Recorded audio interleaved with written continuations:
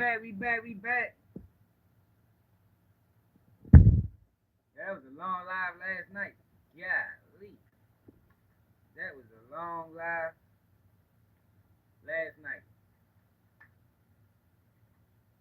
I didn't get up to about 11 o'clock, 12:30 early. But today, y'all, we back. Like we never left. Make sure you hit that like button. We coming to step into the building. Hit that like button, share the live. You know, subscribe to the channel if you're new. The one and only salute, Pepper.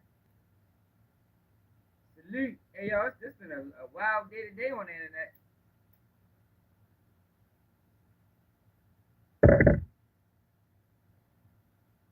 Y'all see that thing that be going on?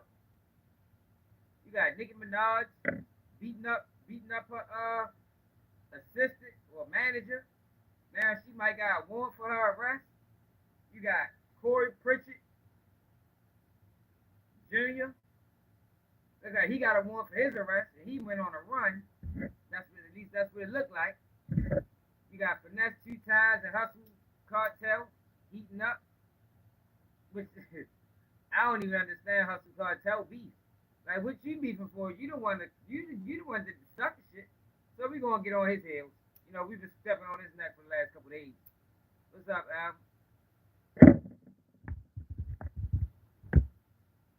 What's wrong with the value? Yeah, we've been stepping on his neck for the last couple of days. Something wrong with the value? Then we got what's good, Playboy Prada in the building. Then we got what's wrong with the valve? Y'all can't hear me? Oh man, here we go with that shit again. How it sound now? Here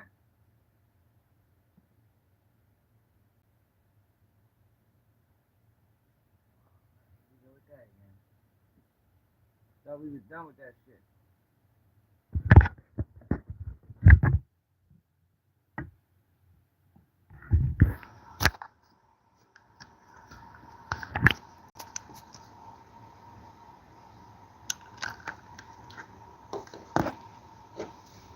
How it sound now? Lord True. G-Man. How we sound now, y'all? Share it live, y'all. Share it to y'all social media. We need to have 500 people on here tonight, man. YouTube better stop playing, man. But what else we got? Gloss up, beefing with a manager. What's up with these managers, man?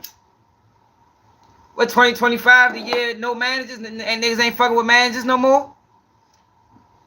Diplomats, what it do? 2-4 in the building. Niggas ain't fucking with managers no more. Nicki done beat up her manager. Gloss up and beat up her manager. But they out here stealing. Fuck going on with managers, man. I was saying I need me a manager. I might change. I might be a thing of the past now. I don't even think I want a manager no more. After seeing what the fuck happened today. Like you can't even trust them motherfuckers.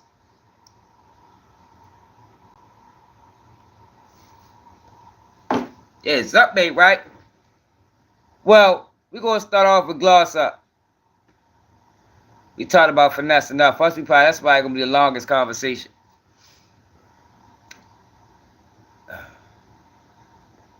So gloss up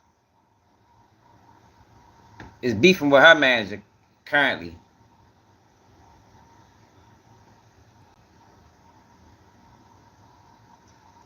And shit. And she motherfucking put the pause on her, man. That ain't the video, y'all. That's another video. She probably fighting one of the FINESSE2TYMES peoples. What the fuck? Oh no, alright, that is bookmark.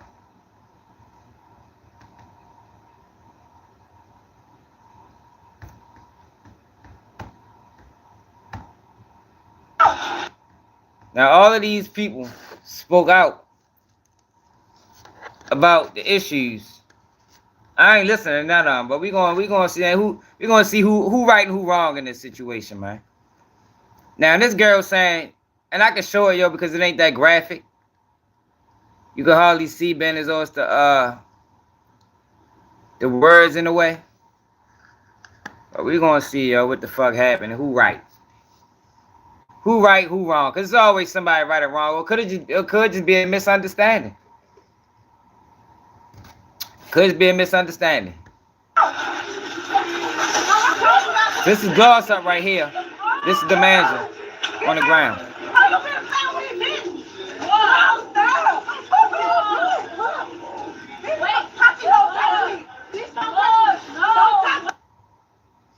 Well, more than likely she is a witness if she was the one in the car, but she can't testify. They didn't see anything. The way them boys came, ain't nobody in that car see nothing to be able to say anything. They had on masks, so like her testimony is pointless. Like I don't even know why that's not even a story. It's not even a story. It's nothing she can say.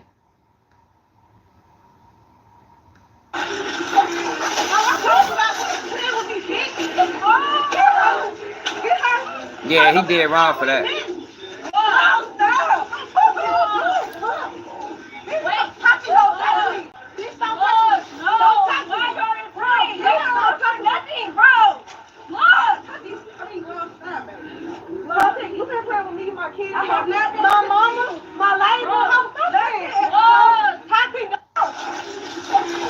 So she said you've been playing with me, my kids, my mama, my label. She just been playing with everything Gloss Up. So let me go to this other video of Gloss Up talking about her label. Oh yeah, yo, hold on. I want to talk about her too, yo. Ice Spice to let the industry destroy her, yo. Like this shit is sad. It's sad because she didn't work to get here. First and foremost, she didn't work to get here. She didn't put in. Nobody knew it. Like she just came out the blue. Then they rose her to the top, and it's like she's sinking herself. Like, but it's like her health is sinking. Like she looks horrible.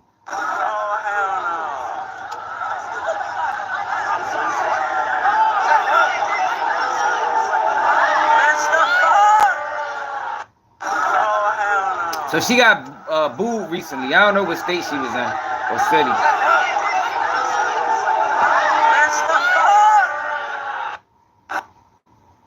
Well, but she looks horrible.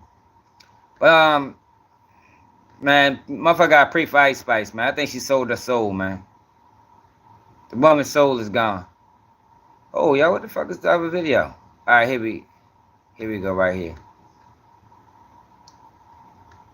So Gloss Up talked about her label issues with this guy, Crypto, whatever the fuck your name is. Like, it's like people don't be giving me the motivation. The only thing I'm hearing when I go to the studio is, this ain't it, this ain't it, this ain't it. So it's like, okay, I just want to step back and fucking catch my breath. Cause I don't think she ever wanted to rap. Proud of you, right? Like, it's like, they keep saying, you sound the same. But I feel like I sound like me. Like, I'm not trying to be like nobody else. And then, like, they bring writers.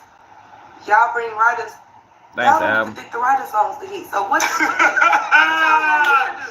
Yo, we gotta get it together now. Y'all, I get y'all records. Y'all like just sound the same. I get a writer through the record, the writer won't, and I don't even want a writer. But I'm like, okay, tell the writer to give me the song. Y'all don't like the writer song. So what? You know what though? I'm gonna tell you something what I noticed about going on in the industry, because I've been over there at a lot of different studios and I've been working and writing for a lot of people. What? And the thing be, I was just in the studio last night. Who the fuck is he writing for, y'all? Somebody, right? And they called me now. Chaotic, we need songs for this person, and this person. I'm like, okay, cool. I'll pull up. I make songs for this person, and this person. And they like, well, we need a single. And I'm like, well, what do y'all call a single? You can't determine that no more. This is why you need to stay in the studio and not listen to what these people saying. When it comes, it's not that. It's like, if I feel strongly about my song and I take my money and go pay for a video and it's like, okay, you still can't drop it. It's like, oh yeah, like, that would come with the That shit territory. hinder me. Like, I'm not used to not. But sometimes, yo, I think labels. That's the thing about signing to them labels, man. I honestly think sometimes labels sign people just to shelf them. Now, I ain't saying that's her situation, because I ain't even familiar with her music. But I know they do that. I've seen them do that to a lot of Baltimore artists. To just sitting here not doing shit. I don't give a fuck if y'all don't think it's a hit or not. Let me drop and they gonna catch on. Like, people fucking with me, like, no, you don't. You are. I don't feel like I don't got a fan base. I feel like I got a strong fan base. They just want me to be consistent.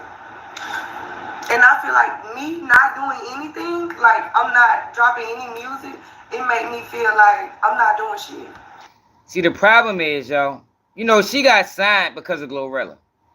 This is like the Glorilla effect. They thought just because they had one in her and Glorilla, Gotti, QC thought, shit, I can sign a homegirl when, you know, she can do what she do.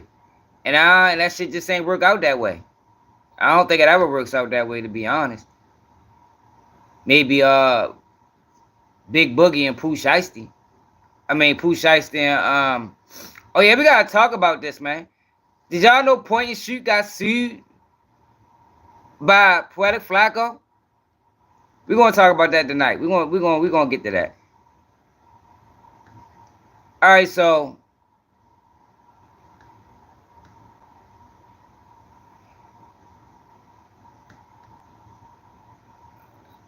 hold on. So the girl, the manager, I think her name Tati or something like that. This is her reasons as to why all those things kicked off.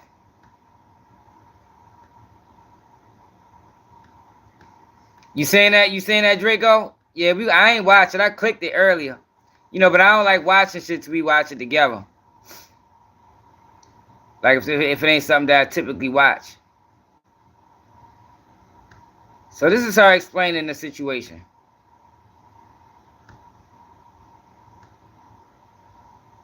The boyfriend's house.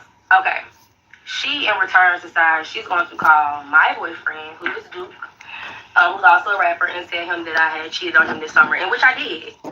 Damn. I did. I definitely cheated this summer, okay? That's fucked up. Cheated this summer, whatever the case may be, all that. She told that she stayed on the phone with y'all after that happened. She told my boyfriend I cheated on him, okay? And like I said, I did. And then from there, I kept working for her. I kept booking her shows, doing all of this. She decided she wanted to go on tour with Erica Banks' manager. She called Erica Banks' manager, asking can she go on tour with them. He says yes. She goes ahead and she goes on tour with Erica Banks and them. Okay, cool. After she get off tour with Erica Banks and them, she started saying Erica Banks' manager stole money from her. So now she calling me, after she done bashed me to Erica Banks' manager now. Okay, she calls me and she says, hey, I think he stole some money from me, blah, blah. So I'm calling him, I'm like, which I know he didn't steal money, but I'm calling him and I'm just like, hey, what's going on? Like, she's saying this, like, what's going on? He was like, no, Tati, like, you know, I paid for her flight here. I paid for this hotel here. I did this for her, I did that for her. And I'm like, well, I know, I understand, blah, blah. Cool. I went to her kids, go to her boyfriend's house. Okay. She, in return, decides she's going to call my boyfriend, who is Duke. So that's not the whole thing. It's some shit that's way longer. I think it's this. My back, like how my back is turned like right now, I'm talking to the owner who's right here in front of me, and my other homegirl's right here in front of me, and we're sitting there. Okay, we're standing there, talking. Out of nowhere, I get hit from behind. Shit, cool. I didn't see it coming. Trying to see what this shit about. The girl came in a sports bra and some workout tights and tennis shoes and a bunny, okay? Yes, I have injuries. Yes, my nose was swollen. Yes, my knees were scraped. Yes, my hip was bruised that I had surgery on before when I went to Jackson State and ran track. Yes, yes, I was attacked. Yes, I felt attacked. Yes, I feel intimidated by going out and not knowing if somebody's watching me or stalking me. Yes, I do. Yeah, that's true. And I'm not gonna all of that. About that. All of that is lawsuit words. When a motherfucker get to talking like that after an incident, they are lawsuit words. Anybody would. I don't condone myself as a fighter. I don't go around and say I'm gonna beat somebody's ass, blah blah. But if somebody said they wanted to fight me, I would be on my P's and Q's and I would know what's up. And I have fought before, and I do know how to defend myself and fight. However, my back, like how my back is turned like from the back, she got more problems to worry about than worried about me. She's worried about why she was evicted from her house. Damn. She used to worry about why she lied to y'all about buying a house when she got. Yo, so it's some fucked up people out here in this world, man. Like people fall out and they just air out all your business. Like, god damn, shorty, I forget to do that. Fuck that shit gotta do with this situation. House of the CPN. And my house is in my name. My house is in my name and my boyfriend's name. Yeah. So yeah, I did press charges on her. I sure did. Yep. Sure did. I sure did. I sure did. I sure did. Yep. And y'all can say I'm police all day. She went to the police first. Ooh, I don't care what y'all say, because if it was anybody else, I just listen. No lie, not even joking right now. My cousin just died the night of Christmas. Okay, from somebody close to him. Okay, no, I'm not playing like that. From the back. Anywho, I'm on the phone with her. She want me to lie for her. I'm not gonna lie for her. And I'm on the phone like, boss, I don't even manage you no more. So why is you on the phone with me? Like, I'm not gonna be on the phone with you. Like, I don't want to be on the phone with you. She was getting dropped that day. And it wasn't getting dropped just because of the interview or nothing that I said to Pete. You were getting dropped because your music was not making money.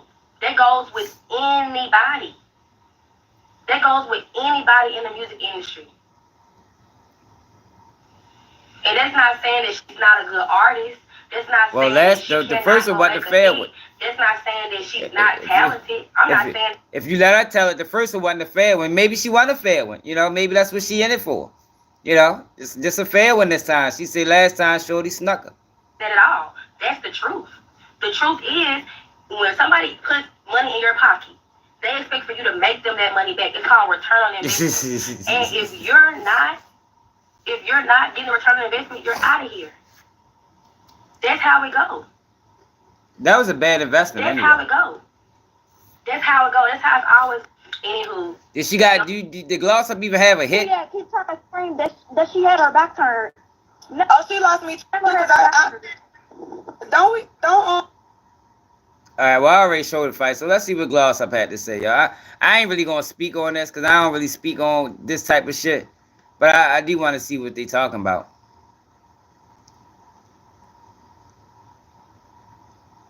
See what this shit over.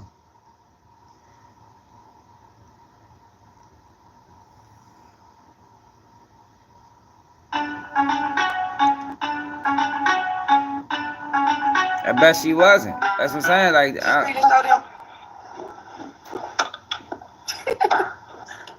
it's the lies for me. It's the lies for me too. The lies for me. Yeah. It's the lies for me too. We're walking to the house right now. Huh? House right here. Evicted is crazy. Lights on. Evicted Lights is crazy. on. She can come home Lights right now. on. What is she talking about? Yeah. What is she talking and about? she's showing the house. Evicted is crazy. She done doxed her. No, she lost me at keep trying to scream that she had her back turned. She was fighting. Let me go back to the fight. She was fighting. That girl right there just was fighting Gloss Up. Here go to. Hold up. That ain't the shit I'm trying to get to. Hold on. Here you go. Let me get this out the screen. No, she lost me. Oh, hold on. I ain't it either. Where's... Oh, shit. Alright.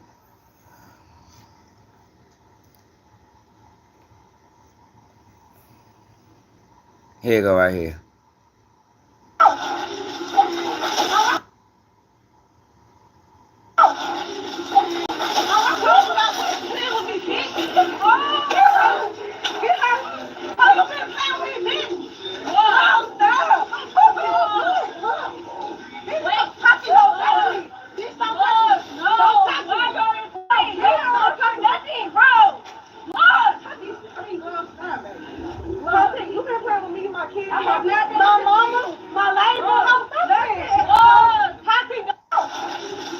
So that's Gloss Up beating her up.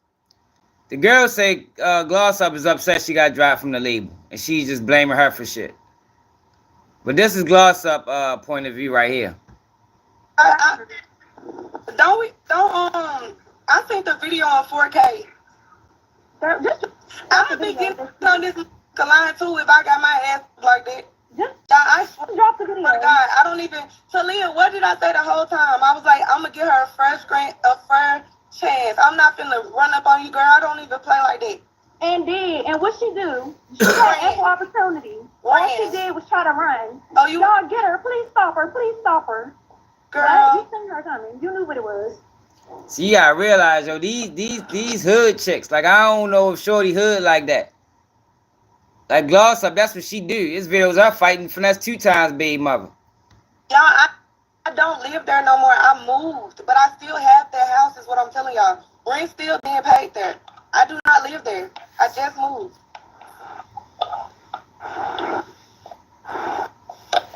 Yeah, hell yeah. That's all that matters. She admitted she got her ass. What? What? Be sure to like, comment, and subscribe. Really tried to turn everybody against her. Literally everybody around me, y'all, from my mama to my, y'all see my sister coming under the shit. She done hit up everybody, trying to turn everybody against me. So it literally done got to a point. I'm fed up. Y'all, this shit went, this like month 2. I have not said nothing to this girl. I have not been in communication she from St. with her. Louis. I left all this shit alone. I left her and this alone. They from St. Louis. I do understand what the did. I'm not even worried about that shit. That shit's so dead. Yeah, That hoe went live. the girl is lying. She's not telling y'all how she got kicked out the hospital. She's not telling y'all how she got kicked out the hospital. Y'all, so let me start right there. When I was in the hospital, when I got my gallbladder removed, I posted in my close friends. This was around the time me and the dude had when I posted. Oh no, she is from Memphis. My bad, she is from Memphis. I posted in my close I'm thinking about friends Sexy and I Red. said, my Yeah, she feelings from hurt. Memphis. I miss my best friend, which I was talking about. She originally was leaving the hospital to go get my kids to take him to his mama. She said, okay. She was leaving out. She gave me a hug. We said we love you and everything. She get in the car, look at her phone, go on Instagram, and seeing my close friend said, I feel like I lost my best friend, which I was talking about. She got on the phone with me, cursing me out, all type of bitches and hoes, doing all this shit. Yeah, okay, my bad. Don't go get my kids. Don't go to my house. And I told her, don't bring your ass back to this hospital. Y'all, I got out of surgery. Why is the girl in the hospital room with me? I'm tell from the Hey, yo, they was fighting at the hospital. Yo, get the fuck out of here, man. They gave me. I just seen the police coming there, get her out the hospital. Later that night, the ended up coming. When I got out of surgery, he ended up there.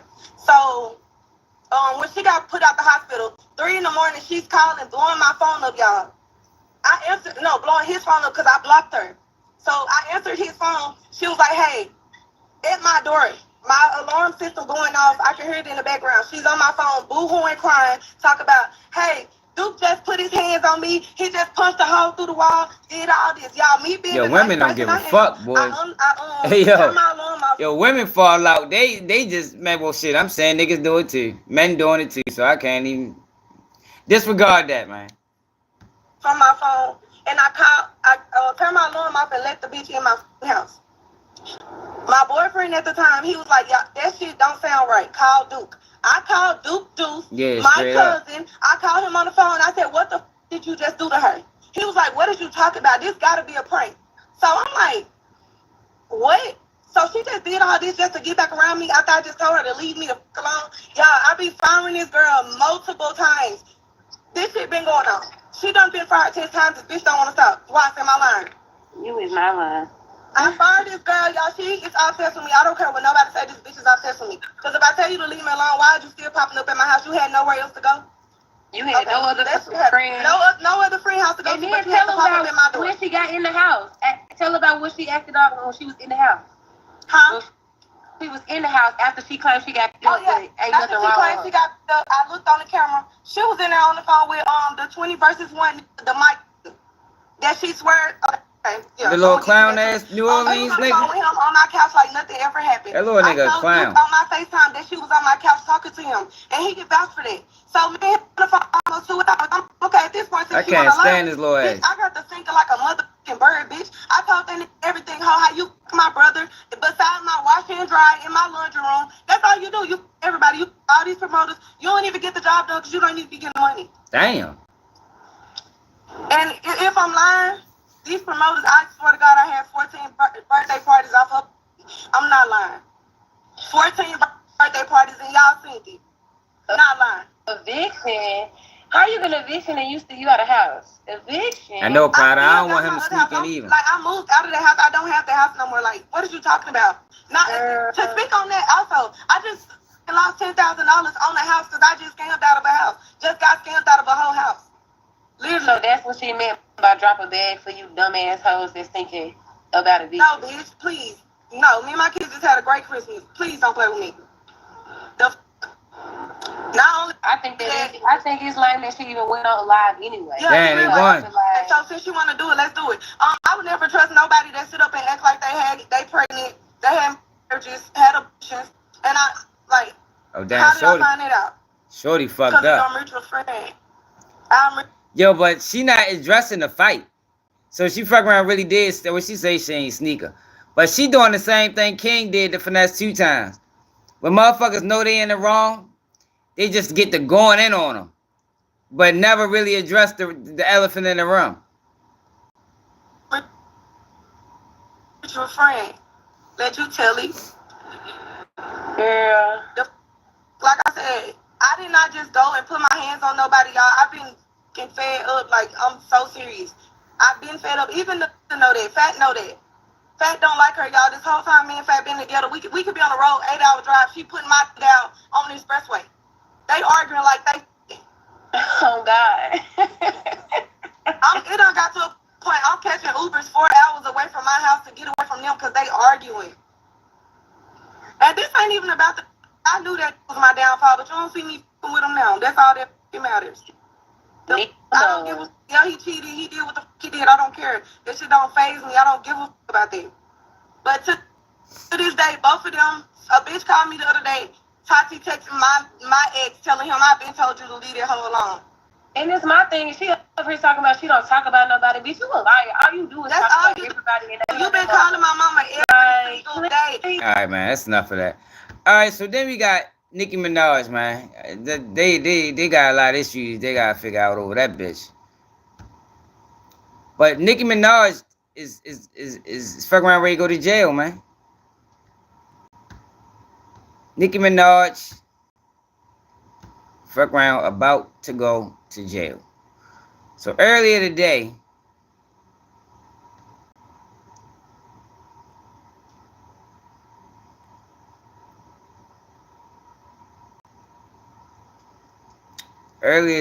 yo, hold on, look at this shit, y'all.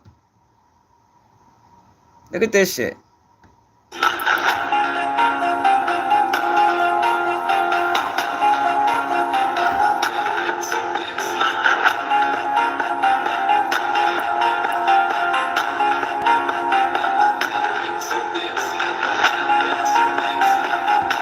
Hey, yo, that's some scary shit there. Come on, Nightbot, that dumbass shit, man. These masks, man. These masks is crazy. Check my man out. I grabbed his hand. Nigga started letting off. Damn, I sound like a New York nigga for real. So the shit jammed. Or whatever it did, once it stopped, I spun the nigga around and I put the nigga in the full Nelson. Because once the shots was going off, the two niggas was over there that was down there, pulled out the hammer, and the nigga right here. Yeah, this nigga lying like a motherfucker. He forgot to tell everybody he snitched too. I'm dead. But I had the nigga in the full Nelson. So now when these niggas is trying to shoot me, I'm aiming this motherfucking nigga up to all the hammers. You know what I'm saying? So I must have had the nigga so tight. The nigga swung his body to the side. And that's how my shit was open. And he hit me. Boom, pow. You know what I'm saying? So now I'm down. So I guess his man came. And his man took the chain off my neck and threw it. And when he threw it, I reached out and I grabbed the chain. Hey, get the fuck out of here. Nigga Nigga say he reached out and grabbed the chain, yo. Stop lying. What's it, Freaky Zeke? No. I swear to God. That's some Matrix shit going on, man. When he did it, This nigga lying. That shit ain't happen like that, nigga. Bluffing ass, nigga. And you snitch. But, look at this, yo. Yo, remember what I told y'all, yo? What I tell y'all about these plays? What did I tell y'all about these plays? If we don't put it into it, it's going to get worse. Now we got a nigga shot himself to go viral. I mean, what's the first time we seen? We seen Hassan Campbell. Well, I don't know Hassan Campbell. I don't even know if he shot himself or not. I don't know if he shot himself or not. Well, I know he did. I know he definitely didn't get shot. You know, I can't say that. But this motherfucker decides to shoot himself for views. And the reason why and how I know this nigga shot himself is because he had, what the fuck did he put his hand in his pocket for? This nigga's on an interview, just decides to put his hand in his pocket for whatever fucking reason, grabs the strap and the bitch goes off. Shoots himself. Now, this nigga right here is funny as shit. Listen to how he break this shit down. I be tripping off for yo. Dickhead of the day, we have this unknown rapper, at least unknown to me, who decided to go on this podcast and do what? Shoot himself in the leg. I mean, absolute egregious work on your ass. Look at the facial expression. I know that shit was burning. Hot as hell. And it's like, what was the thought process of, oh yeah, I'm about to go do this interview with a guy I know. He shot he did it intentionally. You can see him put his hand in his pocket, yo, like he did that intentionally, yo, for fucking views. To bring attention to himself. Yo, these niggas, yo, I told y'all, and this a grown ass man like Whack 100. Strap on me just in case shit go left. I could start airing it out. Oh yeah, well, if he ain't shooting, he definitely got it off. That's not how you live. You look like a grown ass man. Just Fucking Muppet, bro. I swear. I ever had a friend like this, he would no longer be my friend. What? You shot yourself in the leg? You shot yourself? Oh nah. Yeah, reevaluate. Not my friend. What are you doing in life? You understand what I'm saying? Like, you on a podcast, that shit was grown ass man. You really think somebody gonna run up in this shit and shoot you? If you that much in danger, what you do a podcast for in the first place? I mean, how do you explain that one? Who you gonna tell that to the group chat? Man, I got hit today, bro. Man, what by who? Myself. Shot myself in the leg. All right, Plaxico Birds. This shit, you are an iniquitous character for this. And with our dickhead of the day, man, these niggas is diabolical, y'all. I swear they is. Those were your choices. Who shot who? Somebody got shot? Oh, those were your choices. These niggas is ill, man. Where the fuck do they find? Where do they make these guys at? They need to take them back. Wherever they make them at, they need to take them niggas back. But Nicki Minaj. So say Nicki Minaj prosecutors are wearing criminal charges after former manager files lawsuit. Real? Remember we was talking about Whack 100 and how you know he the police? Because look at this. Her manager filed a lawsuit and they're seeking criminal charges. He didn't file criminal charges. He filed a lawsuit. And this ain't even on camera. So now you take that back to Whack 100 and that bullshit they did is on camera. Nobody goes to jail. Man, it's the fucking police. So it's a possible criminal charges could be brought up against Nicki Minaj for the alleged physical incident her former manager claimed in new lawsuit.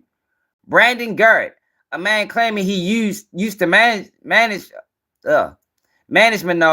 filed a lawsuit Friday alleging she got physical with him in Detroit back in April 2024. According to TMZ, the Detroit police have sent a warrant request to the Wayne County Prosecutor's Office that's being reviewed to determine whether criminal charges will be issued. Garrett claims he was summoned to Nicki's dressing room after a show where she flew into a rage after she learned he once sent someone else to pick up one of her prescriptions. Well, he was dead wrong for that. Why the fuck would he do that? Girl claims Nicki repeatedly told him his life was over before striking him in the face with an open palm. He says Nicki then slapped his wrist, knocking documents from his hand. He's suing Nicki for assault, battery, intentional infliction of emotional distress and damages.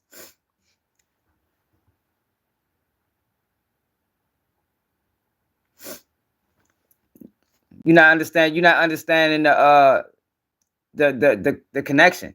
The connection is this man is alleging that he got beat up in a lawsuit, and they're filing criminal in the district attorney's office of Wayne County is determining whether they're going to charge her criminally. Whack 100 and Loose Cannon got in a fight on camera. Nobody went to jail. A fight where they got stripped. Looked like they got smacked with objects. Nobody went to jail. And what I was telling you about that situation is any district attorney office who sees that video is going to file charges. Unless a motherfucker working with them police. So that's how that is proof. I don't know. What the fucking man none came forward? It's on video, real? Come on, yo, that's the dumb shit I be talking about, bro. Nobody has to come forward. It's on video. Then we learn that. Then we look that up already. It's on video. Nobody has to come forward. Now look at these two motherfuckers. Look at this shit right here. World's dumbest criminals. Developing tonight at Beaumont. World's dumbest criminals. Check them out. Police officer is recovering from serious head injuries in Houston. Good evening to you. I'm Jordan Williams. The officer fell off of a car. The officer just is dumb too. Responding to a disturbance outside of Little Woodrow's early this morning. Police say 28-year-old Jameisha Butler and 22-year-old Melissa Bell had too much to drink. An officer put Bell in his car, arresting her, but Butler took off. And the video shows what happened next. We have to warn you, it's difficult to watch. Butler headed for her convertible. The responding officer not far behind. You'll see here, he jumps onto the back of the car, hoping to stop her, but instead he fell off and hit his head on the pavement. Who's she trying to run? This nigga tried to jump on the car.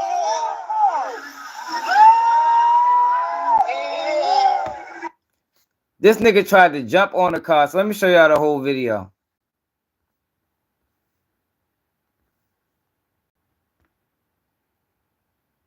You gonna take her too? Nah, she grabbed the hood. She grabbed the hood. Told you. You gonna get both of them. Told you.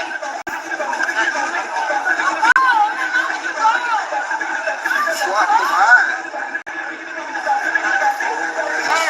They drunk as a bitch. She ready to go to jail.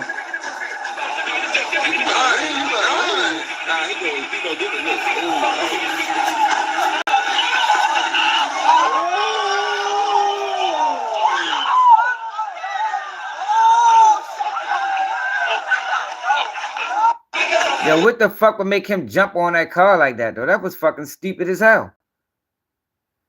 They gonna get some serious charges for that. They gonna get some serious charges for that. I ain't gonna lie. What the fuck he said they was facing?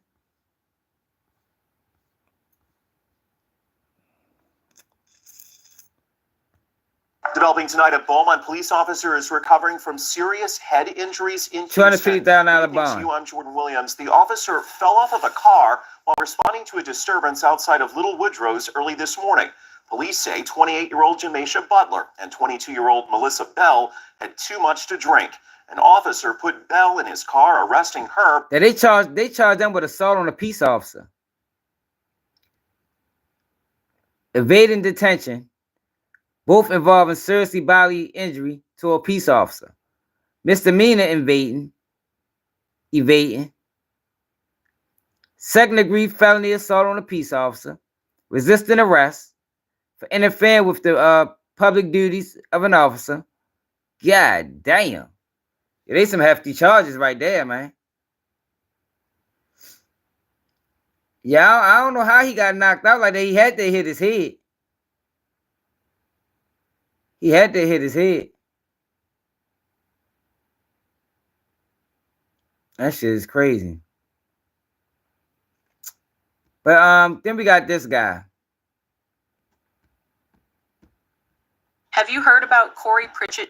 Corey Pritchett. Now, I think I just got this paperwork. Salute to Flim Flam. Jr.'s shocking charges. This Houston YouTuber faces serious aggravated kidnapping charges. What happened? So here's the scoop. Corey Pritchett Jr., a popular YouTube star and social media personality based in Houston, is in some serious trouble. According to court documents, he's facing kidnapping charges tied to a high-speed chase that reportedly involved death for real, threats. Charlene. That was stupid. The whole situation sounds like something out of a movie, but it's playing out in real life, and it's raising a lot of eyebrows online. Let's break down what's going on. Pritchett, who's a massive social media influencer with over 15 million followers across all platforms and more than 917,000 subscribers on his Life with Corey SSG YouTube channel, allegedly he abducted 2 women, threatened their lives, and then fled the country. According to court records, one of the victims said she first met Corey on November 22nd, 2024, and they exchanged numbers. The next day, things seemed normal at first. She and another woman joined Corey for a workout, followed by an ATV outing and even some bowling. It all started as a seemingly fun and casual day, but things quickly took a darker turn. At the bowling alley, things took a strange turn. According to records, Corey and his 2 male friends started acting suspicious, constantly looking around and appearing on edge. The women later found out that Corey and his friends had some kind of conflict with another group at the alley, which seemed to add to the tense atmosphere. Feeling uneasy about Corey's behavior, one of the women told investigators they asked him to leave with his friends if they were going to keep acting suspiciously. Corey reportedly stepped outside with his friends, leaving the women behind inside the bowling alley. After some time had passed, the women realized they'd left their belongings in Corey's car and decided to text him about it. That's when things took an unexpected turn. According to records, Corey responded to the women's texts by asking them to meet him at a nearby HEB parking lot to pick up their belongings. When they arrived, Corey offered to drive them home, and the women agreed, seemingly thinking it was a harmless gesture. However, what followed was anything but ordinary. During the drive, things took a terrifying turn. Corey reportedly began acting erratically, veering off their intended route while claiming someone was after him.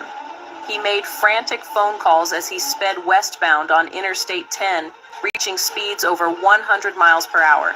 Dang. The situation escalated further when Corey pulled out a gold-colored handgun, waved it through the sunroof, and fired several rounds out of the car window, all while driving at breakneck speed. The women told investigators they were terrified and had no idea what would happen next. Corey reportedly video called. I'd have been terrified. What the fuck? Fuck type shit show guy. What the fuck going on? I mean, we gotta read the whole lawsuit. Y'all hate when they just do snippets. Another woman during the drive and asked her a disturbing question.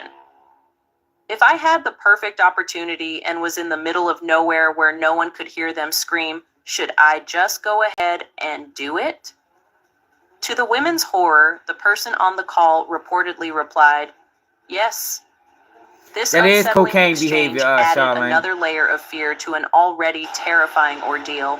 According to the documents, Corey allegedly made even more threatening statements, telling the women, I'm gonna explicit y'all and then kill y'all. Damn. This further intensified the already harrowing situation, leaving the women terrified for their lives. The gravity of these threats made it clear that they were in immediate danger. As the terrifying ordeal unfolded, the victims managed to text each other for support. According to their statements, Corey then escalated the threat by pointing the gun at both of them. Damn. To further isolate them, he reportedly took their phones, cutting off their means of communication and leaving them feeling even more trapped and vulnerable. The situation took an even darker turn when, according to documents, Corey pulled over on the shoulder of Interstate 10 near Sealy, Texas. He allegedly told the women to get out of his car, warning them, "This is your only opportunity."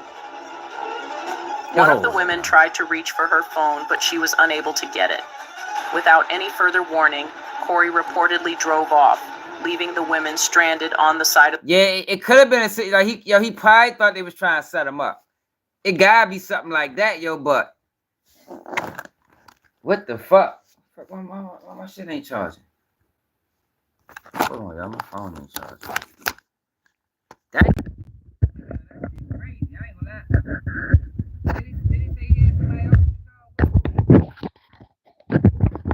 Yo, bro, geek. Yeah, what you done?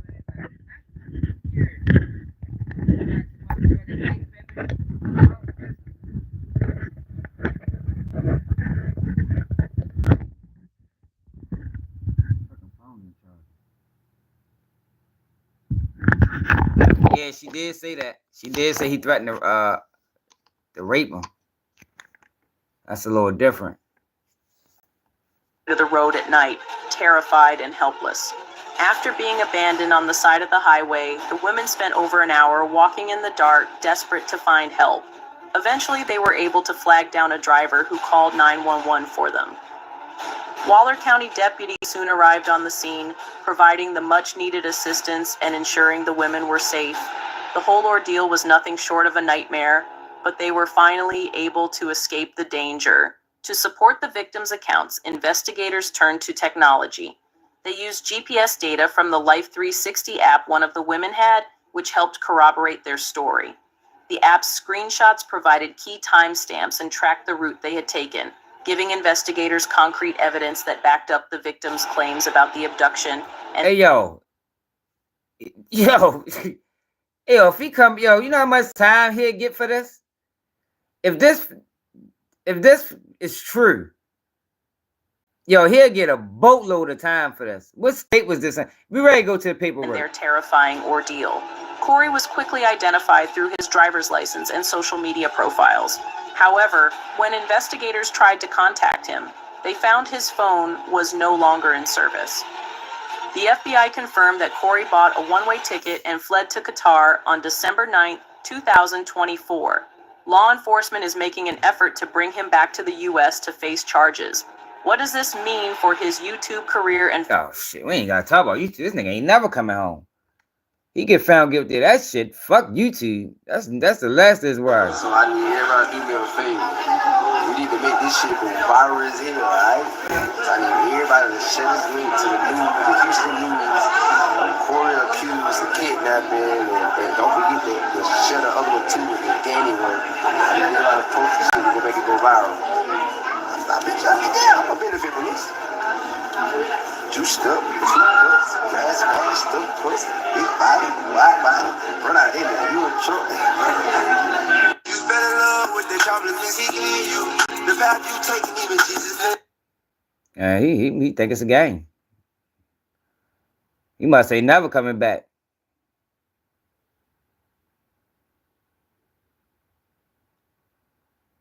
Yeah, I can't play that music.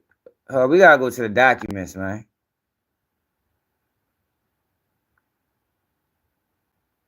Man, he gonna get a boatload of time for that. If he really did all of that shit, man, he better not have no criminal history. he got one more charge on his record. He done. 20 piece, 25, 30. We need to make this shit. All right, so I think I got the documents. I think Flim Flam just sent it to me. Hold on, let's see what the fuck. Let's read the whole document.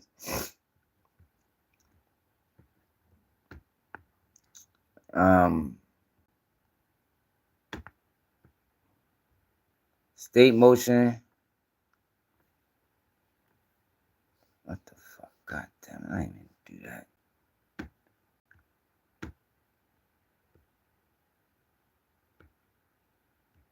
Damn, shorty. Yo, geeked out. Fuck me, fuck you. It had to have been a situation like he thought they was trying to rob him or something. So this is the warrant right here. Corey Pritchett warrant. Filed on 12/26 to be arrested. Arrest date to be arrested. Felony charge of aggravated kidnapping. Whoa. What state is this? In Texas. What the fuck?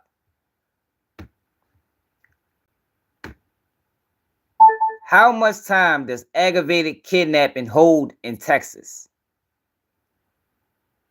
5 to 99 years. Sheesh. According to DWILawyersTexas.com, aggravated kidnapping is a first-degree felony, punishable by 5 to 99 years or life in prison, and up to a $10,000 fine. Damn. I said, shit, I was modest. I'm talking about a 20-piece. They talking about 5 to life, basically. Shit.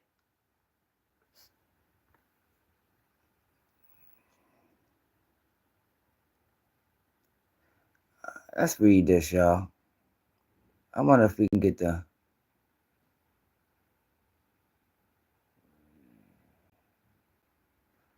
Let's get this thing to read it, because I ain't gonna lie.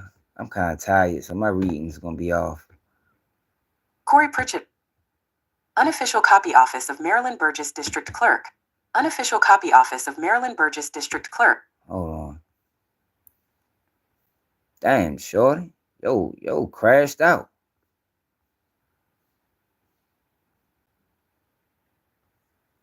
The fuck would make go do this? What the fuck? Niggas be tripping. Corey Pritchett warrant PD. Unofficial copy office of Maryland Burgess District Clerk. He had that thought they was going to rob him or something, but yo, you gonna have to prove that. Cause they went straight to the motherfucking justice system. Why the fuck is this shit not working?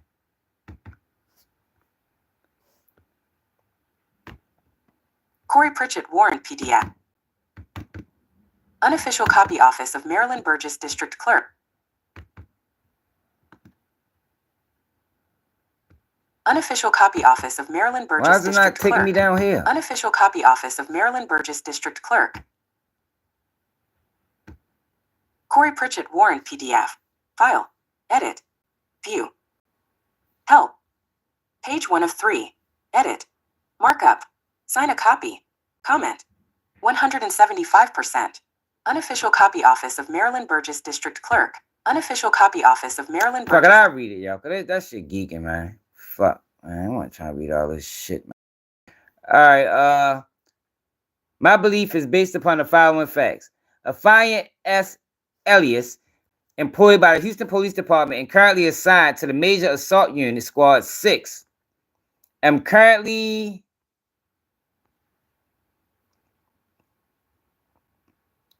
primarily tasked with investigating aggravated assaults, and kidnappings.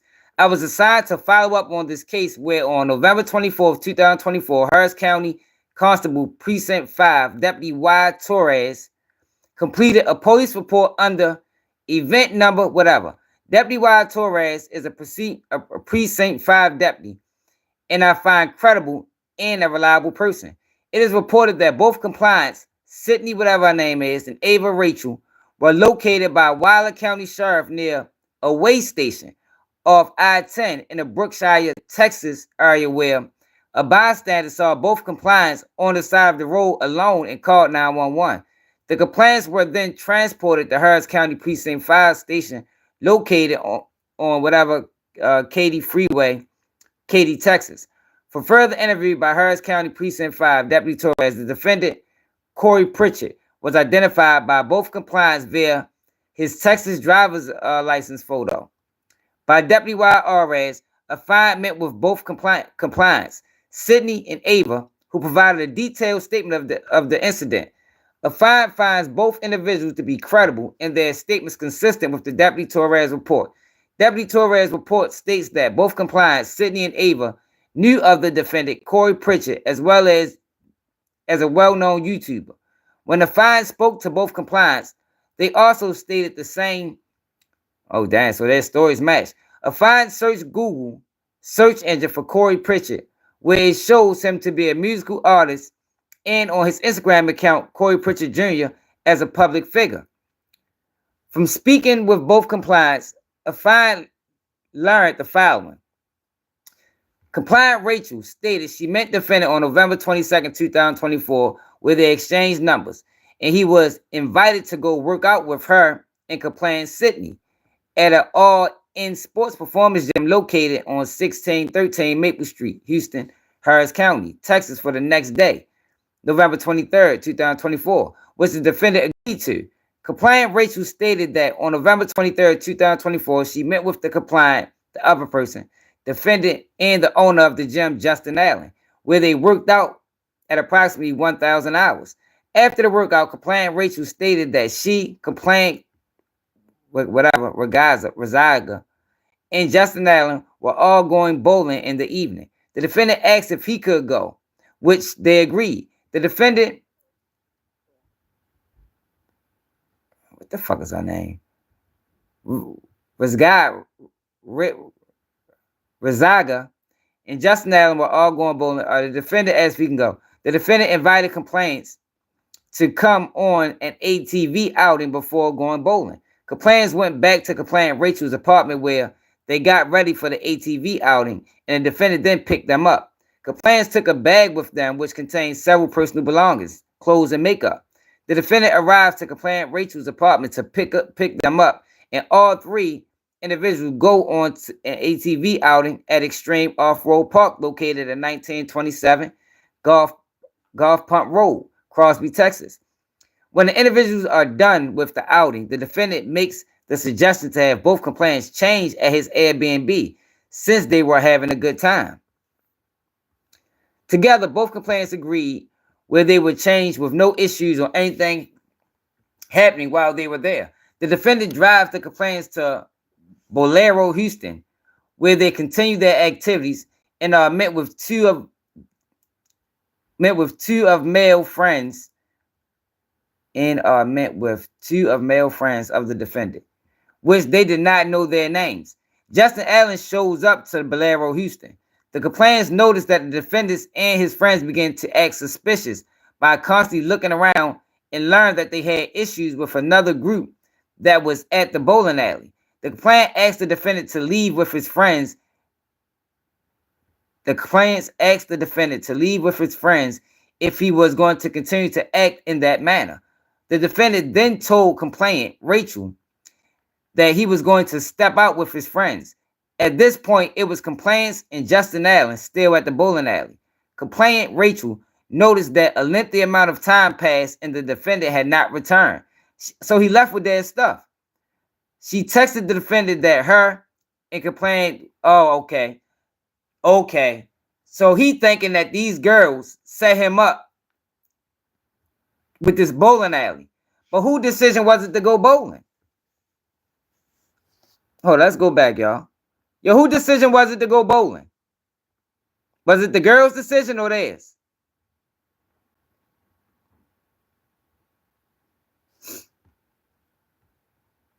Complainant Rachel stated she met the defendant on November 22nd, 2004, where they exchanged numbers and where he invited to go out with her and complainant Sydney Rezaga at All Sports Performance Gym. The next day, which the defendant agreed to, complainant Rachel stated that on November 23rd, she met with complainant Rezaga, defendant, and the owner of the gym. They all worked out approximately 1,000 hours. After the workout, complainant Rachel stated that she, complainant Rezaga, and Justin Allen were all going bowling. So he asked to go bowling. The defendant asked if he can go, which they agreed. All right. So it was the girl's idea to go bowling. And he asked, and they agreed. The defendant drives to notice that the defendant was looking suspicious. The complainant asked the defendant to leave with his friends if he was going to continue to act in that manner. The defendant then told complainant Rachel that he was going to step out with her friends. All right. At this point, it was complainant and Justin Allen still at the bowling alley. Complainant Rachel noticed that a lengthy amount of time had passed and the defendant had not returned. She texted the defendant that her and complainant Razaga belongings were left in his car and they needed them back. She stated that the defendant responded to have Justin Allen give them a ride to the head parking lot located on 9710 Cathy Highway, Houston, Harris County, Texas. Justin Allen provides both complainants a ride to the location. The defendants then text complainant Rachel that he is at the Academy Sports Outdoors, which is located on the same shopping strip of Head. Justin Allen drops off the complainants and the defendant offers to drop the complainants off at her residence. Complainant Rachel agrees to have complainant Razaga in her dropped off at her apartment since it is located right behind this shopping strip they met at the defendant at. Both complainants stated that by this point they noticed there was a complete change in behavior in the defendant where he was not the same person he was earlier that day. See, I don't think they set him up, yo, because if they set him up, why the fuck would they go back and hang with him? Like, abort mission, the mission is over. I think he just was nervous. Yo, but that shit went left. Like, even if you're nervous, I'm like, why the fuck you do all of that? But that's why I be saying, yo, you gotta know what these charges are when you committing these crimes. Like, he probably had no clue he was gonna be facing 5 to 99 years for the shit that he just did, for this shit. The defendant then explains to both complainants that he believes someone is after him and that he is accused of setting someone's car on fire. The defendant begins to drive, which the complainants believe they were going to be taken to complainant Rachel's apartment. The defendant then drives in the opposite direction of complainant Rachel's apartment and is now on the service road of I-10 West, passing up Gassner Road, where he goes under the overpass and is now going eastbound on the service road of I-10 in Harris County, Texas. Complainant Rachel noticed that defendant passes up the light at Bunker Hill Road, which is the road that takes her to her apartment. Complainant Rachel informs the defendant that he is going the wrong way and to take her home. Complainant Rachel states she noticed that defendant is making several phone calls to unknown people and responding that he was on the way. Complainant states she noticed that defendant is making... all right. Rachel states that she remembers the defendant was now somewhere near Memorial Drive area, and at some point they were going westbound on I-10 going towards San Antonio, where he was driving at a high rate of speed, which both complainants felt it was easily going over 100 miles per hour. Complainant Rachel stated that defendant produced a handgun that was located between the center console and the front driver's seat, where he begins to wave the gun out of the sunroof of the vehicle. Both complainants described the weapon to be gold-colored handgun firearm. Complainant Rachel states she then tells the defendant to take her back to her apartment, but he continued to drive westbound on I-10. Both complainants state that they were trying to calm the defendant by telling him to pray together, in which he agrees to do so and leads the prayer but continues to drive westbound on I-10 at a high rate of speed. Complainant Rachel stated she noticed they were now passing up Kathy Mills, where the defendant makes a phone call to an unknown female that he had saved on his phone as future wife, Carla, where she is put on video chat, but her face is not shown on the screen, and they were having a casual conversation. Both complainants stated that the defendant then asked the female Carla if he had the perfect opportunity, and he was driving in the middle of nowhere and no one could hear them scream. Speaking of both complainants, and no one could ever find them. Should he just go ahead and do it? Both complainants stated the unknown female responded with a yes. Both complainants stated they knew at this point the defendant was going to take them in the middle of nowhere and kill them. Saying that he also had a gun in his possession, both stated they were feared for their life. Complainant Rachel was sitting in the front passenger seat and complainant Razaga was sitting in the rear passenger seat. Both complainants were on their phone texting each other of the situation. The defendant noticed that both complainants were on their phones. Complainant Rachel stated the defendant then snatched complainant Rachel's phone from her and then looked back at complainant Razaga and pointed the gun at her and demanded she turn over the phone, which she does.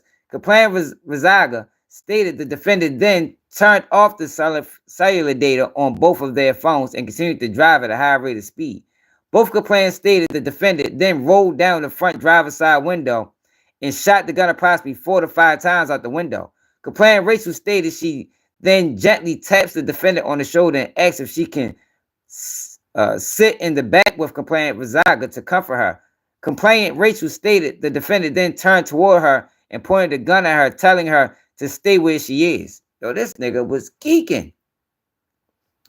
Complainant Rachel stated she remembers passing up a restaurant called Kathy Corner.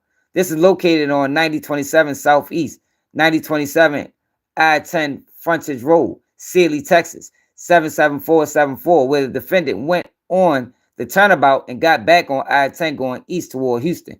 Both complainants stated the defendant pulled over on the shoulder and offered them out of the car and said, "This is your only opportunity."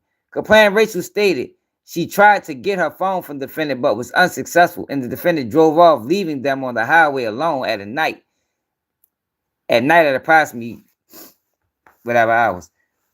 This information is based off a screenshot from complainant Razaga Life 360 Act. The complainant stated they continued walking on the side of the highway for approximately an hour and tried to flag down drivers.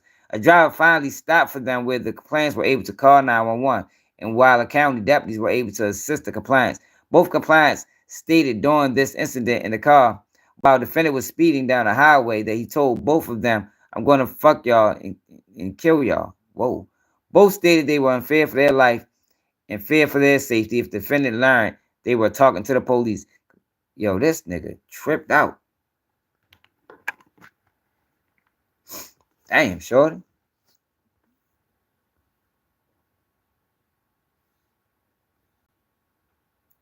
The screenshot also provides an estimate speed when traveling.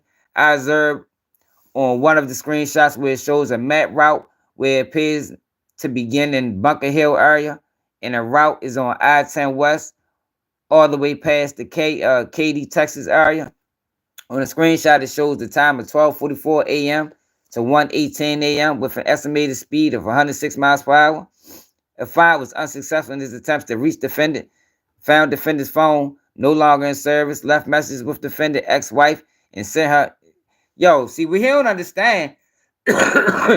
Yo, if they got a peace treaty with the United States, they gonna come get his ass for these charges. For these charges, they will come get you for this.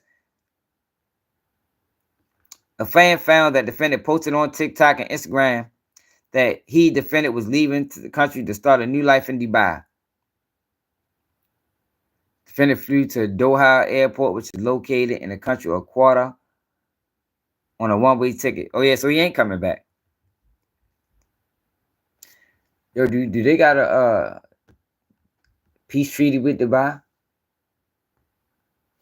What is Dubai laws on extradition? Dubai's extradition laws are primarily governed by the UAE's extradition law, Federal Law Number 39 of 2006 on mutual judicial cooperation in criminal matters. These laws outline the grounds for extradition, the procedures to be followed, and the rights of the accused.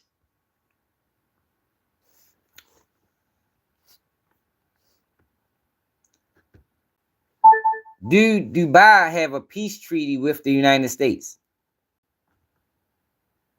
According to UAE-embassy.org, with strong bipartisan support in the United States and praise from countries around the world, the UAE and Israel signed a historic normalization agreement in September 2020 that is transforming the Middle East.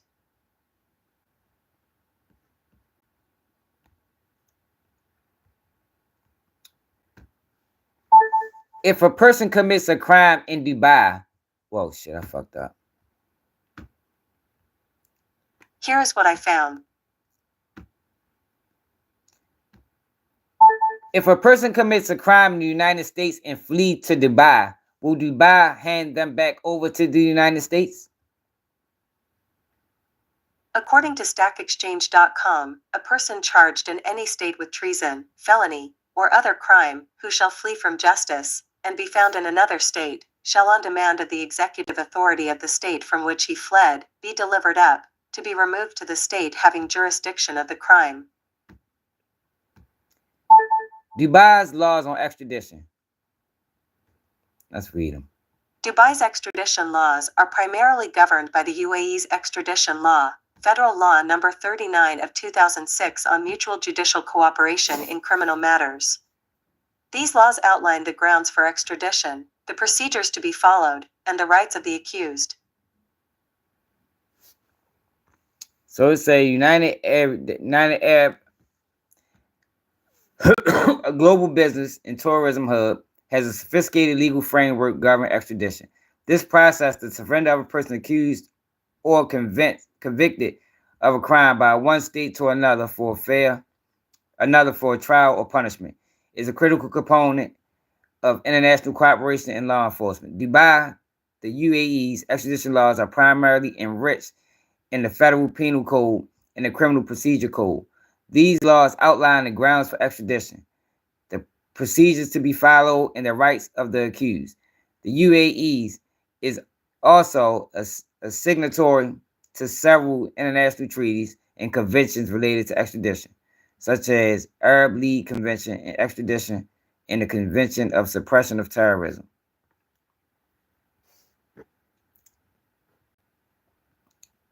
The request must specify the crime alleged, the evidence supporting the accusation, and assurance that the individual rights will be protected. The UAE authorities then assess the request based on the domestic laws and international obligation. If the request is approved, the individual is apprehended and is subject to legal proceedings, including the right to challenge the extradition.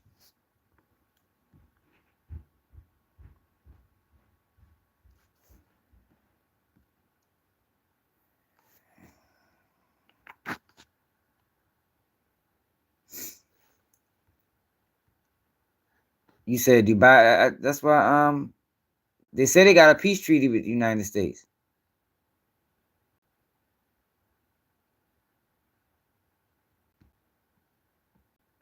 Bilateral extradition. The UK, Denmark, Netherlands, Ukraine, Australia.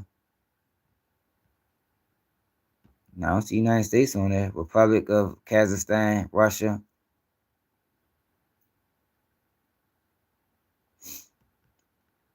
Man, he walking a tight motherfucking rope.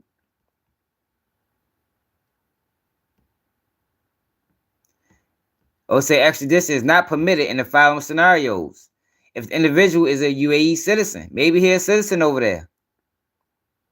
If the crime is political, excluding terrorist acts, war crimes, genocide, and aggression against the government. If the crime involves military obligations. If the crime is based on racial, religious, national, or political grounds.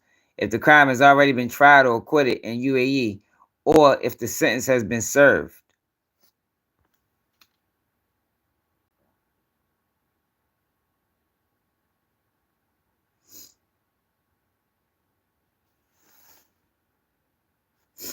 How are they gonna go after him, man? Like, then he making videos taunting them?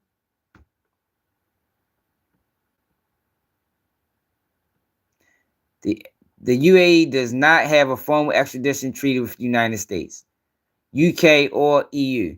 But that doesn't mean you're completely off the hook if accused of a crime back home. The UAE maintains the right to extradite individuals at its own discretion. While rare, it has happened.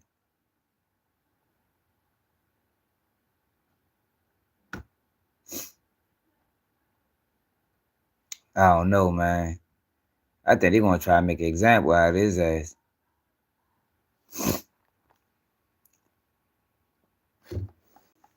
The key is stand on the right side of the law, both in the UAE and anywhere else you may travel. Keep your nose clean and avoid legal trouble, and you should have nothing to worry about.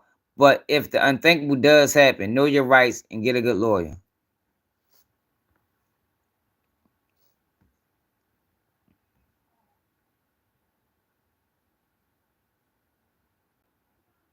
In order to be extradited from the EU, you must meet several criteria. First, the offense must be punishable in both the UAE and the requesting state. Second, the crime must not have a political character.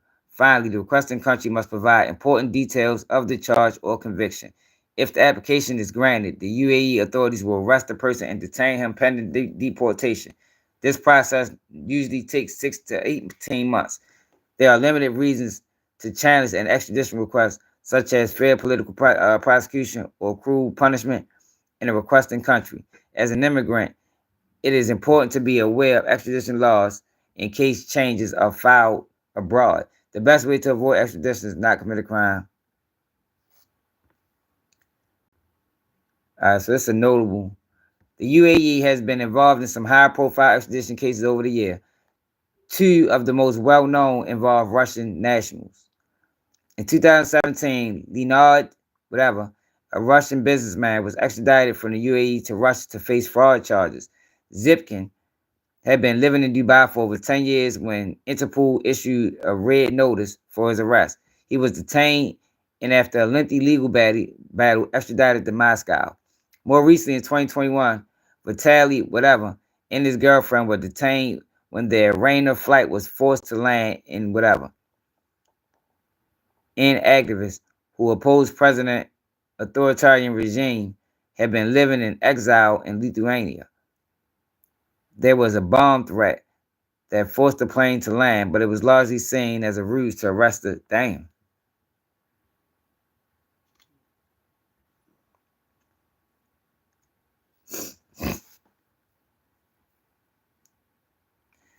He might be good.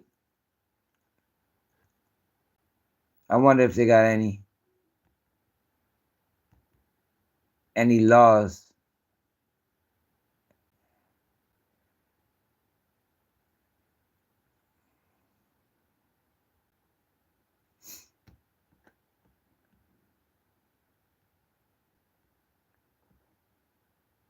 UAE may extradite you and face charges. UAE would typically only extradite individuals for serious offenses such as murder, rape, terrorism.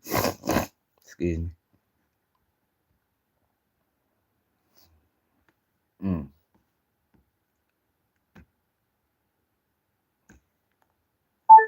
Has someone ever been...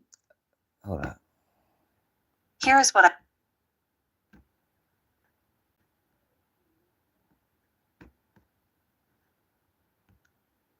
Has someone from Dubai ever been extradited back to the United States? According to avvo.com, as your question suggests, extradition is governed by bilateral treaties. This situation is further complicated because Dubai is a member of the United Arab Emirates, with which the U.S. exchanges ambassadors.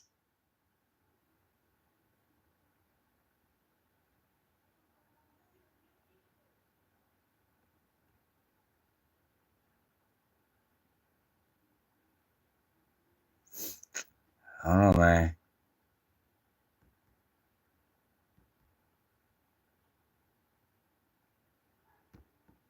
This is the last time I look up. Extradited from Dubai to the United States. According to bsblegal.ae, in order to be extradited from the UAE, you must meet several criteria.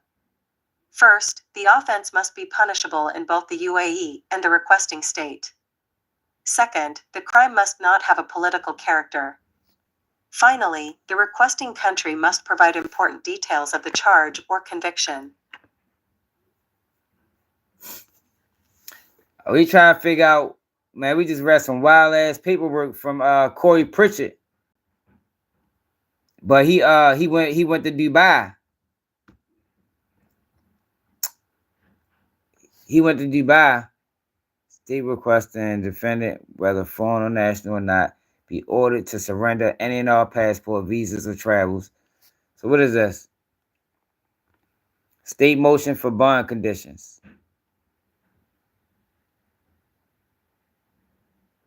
State requests the defendant, whether a foreign national or not, be ordered to surrender any and all passport, visas, or other travel documents and be prohibited from obtaining or applying for any new or supplemental passport, visa, or travel documents. State requests the defendant have no contact for complaint in this case or anyone in complaint's household, including siblings and parents, in person or through any other persons. Complaint. The state requests the defendant not possess any firearms. State requests the defendant submit a random urinalysis. State requests the defendant submit electronic monitoring by signing the contractual agreement and complying with any stipulated curfew rules.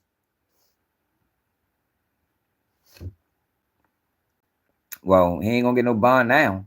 When the fuck they file this? December 26th. If he was ever come back, damn.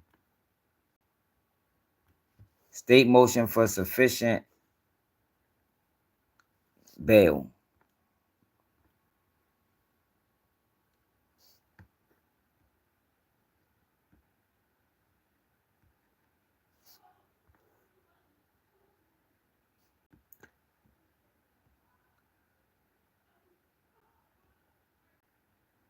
And fled the country on a one-way ticket. Outstanding warrant. Police Department of Atlanta confirmed that he still won. Outstanding warrant. Police Department of Atlanta. Failed to appear. Date of the warrant. So he got a warrant in Atlanta. Too. $150,000 bond. Damn, shorty. Good luck. That was wild as a motherfucker. Yo, but Poetic Flacco, y'all. Oh, ho, we ain't getting there yet. So we got Finesse 2 times in this guy. The red-head assassin with the red beard. Now, this nigga did a video on it. Doing shit, nigga. That ain't how motherfucker. Do you think Jay-Z brother? You don't see Jay-Z brother out here doing weird shit, do you? You don't see Cartel challenged Charleston White and Finesse 2 times to a boxing match for $200,000. Charleston White responded by exposing paperwork that alleged Hussle Cartel gave information in the shooting that led to 2 people getting arrested. Finesse responded and said he act like he used to be a C, bro. Tried to cost him his that man emotional as a bitch. Went on to say that. Comment and subscribe, turn on all post notifications. It's free. Now this is the kid that's supposed to be his uncle or the redhead guy nephew that said he snitched in that case. How y'all doing, man? My name is Kyrie Hall. Y'all don't know me, but y'all finna know me today. And I'm finna be speaking on, y'all know him as Hussle Cartel, but I know him as Taki Willis. So shit, the shit started around when? 2021, we're gonna go back to we're gonna start all the way back and go back to 2021 when my granny and my mama first died. They died a month apart. And it should have been a red flag from the jump, but you know, I was still in school when she died. I just hit 12th grade. I was going to my 12th grade year, so you know, I'm still young, you know. My mama just died, like all of it just all going on at the time. But my mama died in August and my granny turned around, passed away in September. I miss her. But after they died, I went off to school to UAM. So I'm in school and I'm just sitting here thinking, I'm like, damn, how am I gonna get this money and I'm in school at the same time? So I'm just sitting there thinking, I'm like, my mama was in the military. So a ring, like, you know, a little light came up to my head. I'm like, damn, my mama was in the military. So I'm digging up information. Like, I was digging up little information in school. Like, I wasn't into all the information how I am now. Like, now I literally got all the paperwork and all that. But I was digging into the information. So I was asking my uncle when I was in school, like, during the periods, like, what did my mama leave me? Like, did my mama give me this? Or they took his nephew money, yo. I even asked my mama, like, where my mama safe and all that. You know what he had the nerve to say? He had the nerve to say, my homeboys took my mama safe. Yo, but what I be telling y'all about rats, real? This is some rat shit. A nigga that would do this to his nephew will also tell. And what you find out is paperwork on him. This is what I be telling y'all about that snitch shit, man. It's bigger than the streets. It's the character of the person, man. I'm telling y'all, it's tried and true, 100% of the time, man. Didn't nobody know what her safe was, but him. Why would my homeboys do that? Like, that was a lot right there. That was a red flag right there, but I brushed it off. So let's fast forward. School end. I get out of school. I get me a job because he was then bitching about me, talking about I don't got a job and this and that. I got a job, and I asked him, I got a job. Could you help me get a car? You know what the excuse was? You don't respect me. And let me just show y'all the messages. I got a job And I was asking my uncle, I'm like, can you help me get a car? This and that. Because let me remind y'all, just like some days before I asked him to get a car, he just bought some female a chain. You know, he got a trick off on females to get their attention. But I asked, can I get a car? He got the nerve to text me and say, stop. When you act like a nephew, make sure you see that. And what you mean I gotta respect you? Nah, we ain't done yet. We for the show all the other messages too. Respect? What do you mean respect? And I sit there and told him, like, I literally did everything he said. Like, I was really like a maid on some shit. Now that I think about it, I was younger then, so keep up. I was like some maid on some shit, but I did everything. I cleaned the house. I used to be the only one there with the dog, me and the dog there every day. And I even used to ask him when he used to go on tour and leave me at the house, bro, just take me with you. I got my own YouTube. I'll do my own thing. I'll just be in the back. Never once offered me, never once anything. And now, as I'm just sitting here thinking about it, I just like 2 or 3 months prior, I just had to call the VA and be like, my mama dead. Why ain't you, since you the grown up and since you all the money and all this, why ain't you done called him and said, can you pronounce my sister dead? I had to do all that. I mean, I was just getting mail out there from my mama's house. Like, somebody was trying to log in her accounts. Like, why y'all, like, Taki, why are you trying to log in her accounts and my mama dead, bro? It just don't make sense, but I fought like I was saying, I fought to just show y'all the messages. And he wouldn't have none of this if this wasn't. I'm not surprised though, y'all. Got a billboard and a car lot downtown. I'm not surprised, y'all. I always tell y'all the same person that would do some shit like this will also tell them, because it's about selfishness, man. It's about selfishness. And my mama got a club. She got all of that. So to me, it seemed like he living off some insurance money. I got nothing, literally. Like, you see what I'm wearing? This is a little chill shit, but other than this shit, bro, I don't have nothing for real. Like, damn. And then let me just show y'all the messages. Yo, but yo, people always do that when motherfuckers die, yo. Like, yo, that shit is a sad reality. Yo. When people die and motherfuckers be in hold and what you call it, power of attorney, or they the next of kin, yo, they always fuck niggas over. They come up close. I literally was asking them. So where my mama, where the money is? My mama left me. And he told my car was such a little stupid, broke ass up. Why did you tell your nephew? And I'm just trying to get to the bottom of it. And before I found out all of this shit, I ain't gonna lie, yeah, I used to look up to my uncle. I mean, the nigga would clean this and that. I'm like, damn, I want to be like him when I get older. But when I found out this shit, all this shit, that's a flawed internet image. And another thing that just be blowing my mind, how you taking care of a kid, but you can't even do nothing for me? Like, no cap, I'm out this motherfucker struggling, but you don't even know. That's crazy. His last name, look, I'm gonna just show y'all. I went and got me a car this summer, cause shit, the nigga didn't give me the Soldiers worked up and earned it. I'm like, damn, I'm gonna get something similar to his. We can both be lying on some shit, nephew and uncle on some shit. I don't think he lying either. Let me just show y'all. He's showing proof. Like, he always been jealous of me. I mean, I guess I'm just not seeing all this, but just look at all of that, bro. What is that? I mean, ain't nobody did that but him. Like, when I got my car, he was sending me images of my car. He's so obsessed with me, and I'm only 20, bro. I don't know, nigga damn near pushing 40, but let me just show y'all message. We gonna start. What the first one say? When I see you in jail, I'm like, what? I know, Lisa, that shit dirty, nigga, you man. damn near 40. Why was you trying to fuck with my goddamn girl, nigga? That shit always happen like that. Images, sending me pictures of my car, like, nigga talking about he gonna buy my car. Then he got another say, I stole his money. Then he told one of his artists I stole 40,000. If I stole 40,000, should have stole for you. Fuck why around. would I even be in this situation? I'd have stole 40,000 from his ass too. You grandmother and sister died. You ain't getting nothing. How he get nothing? If his mother ain't have insurance, which she probably did, because she said she worked for in the army.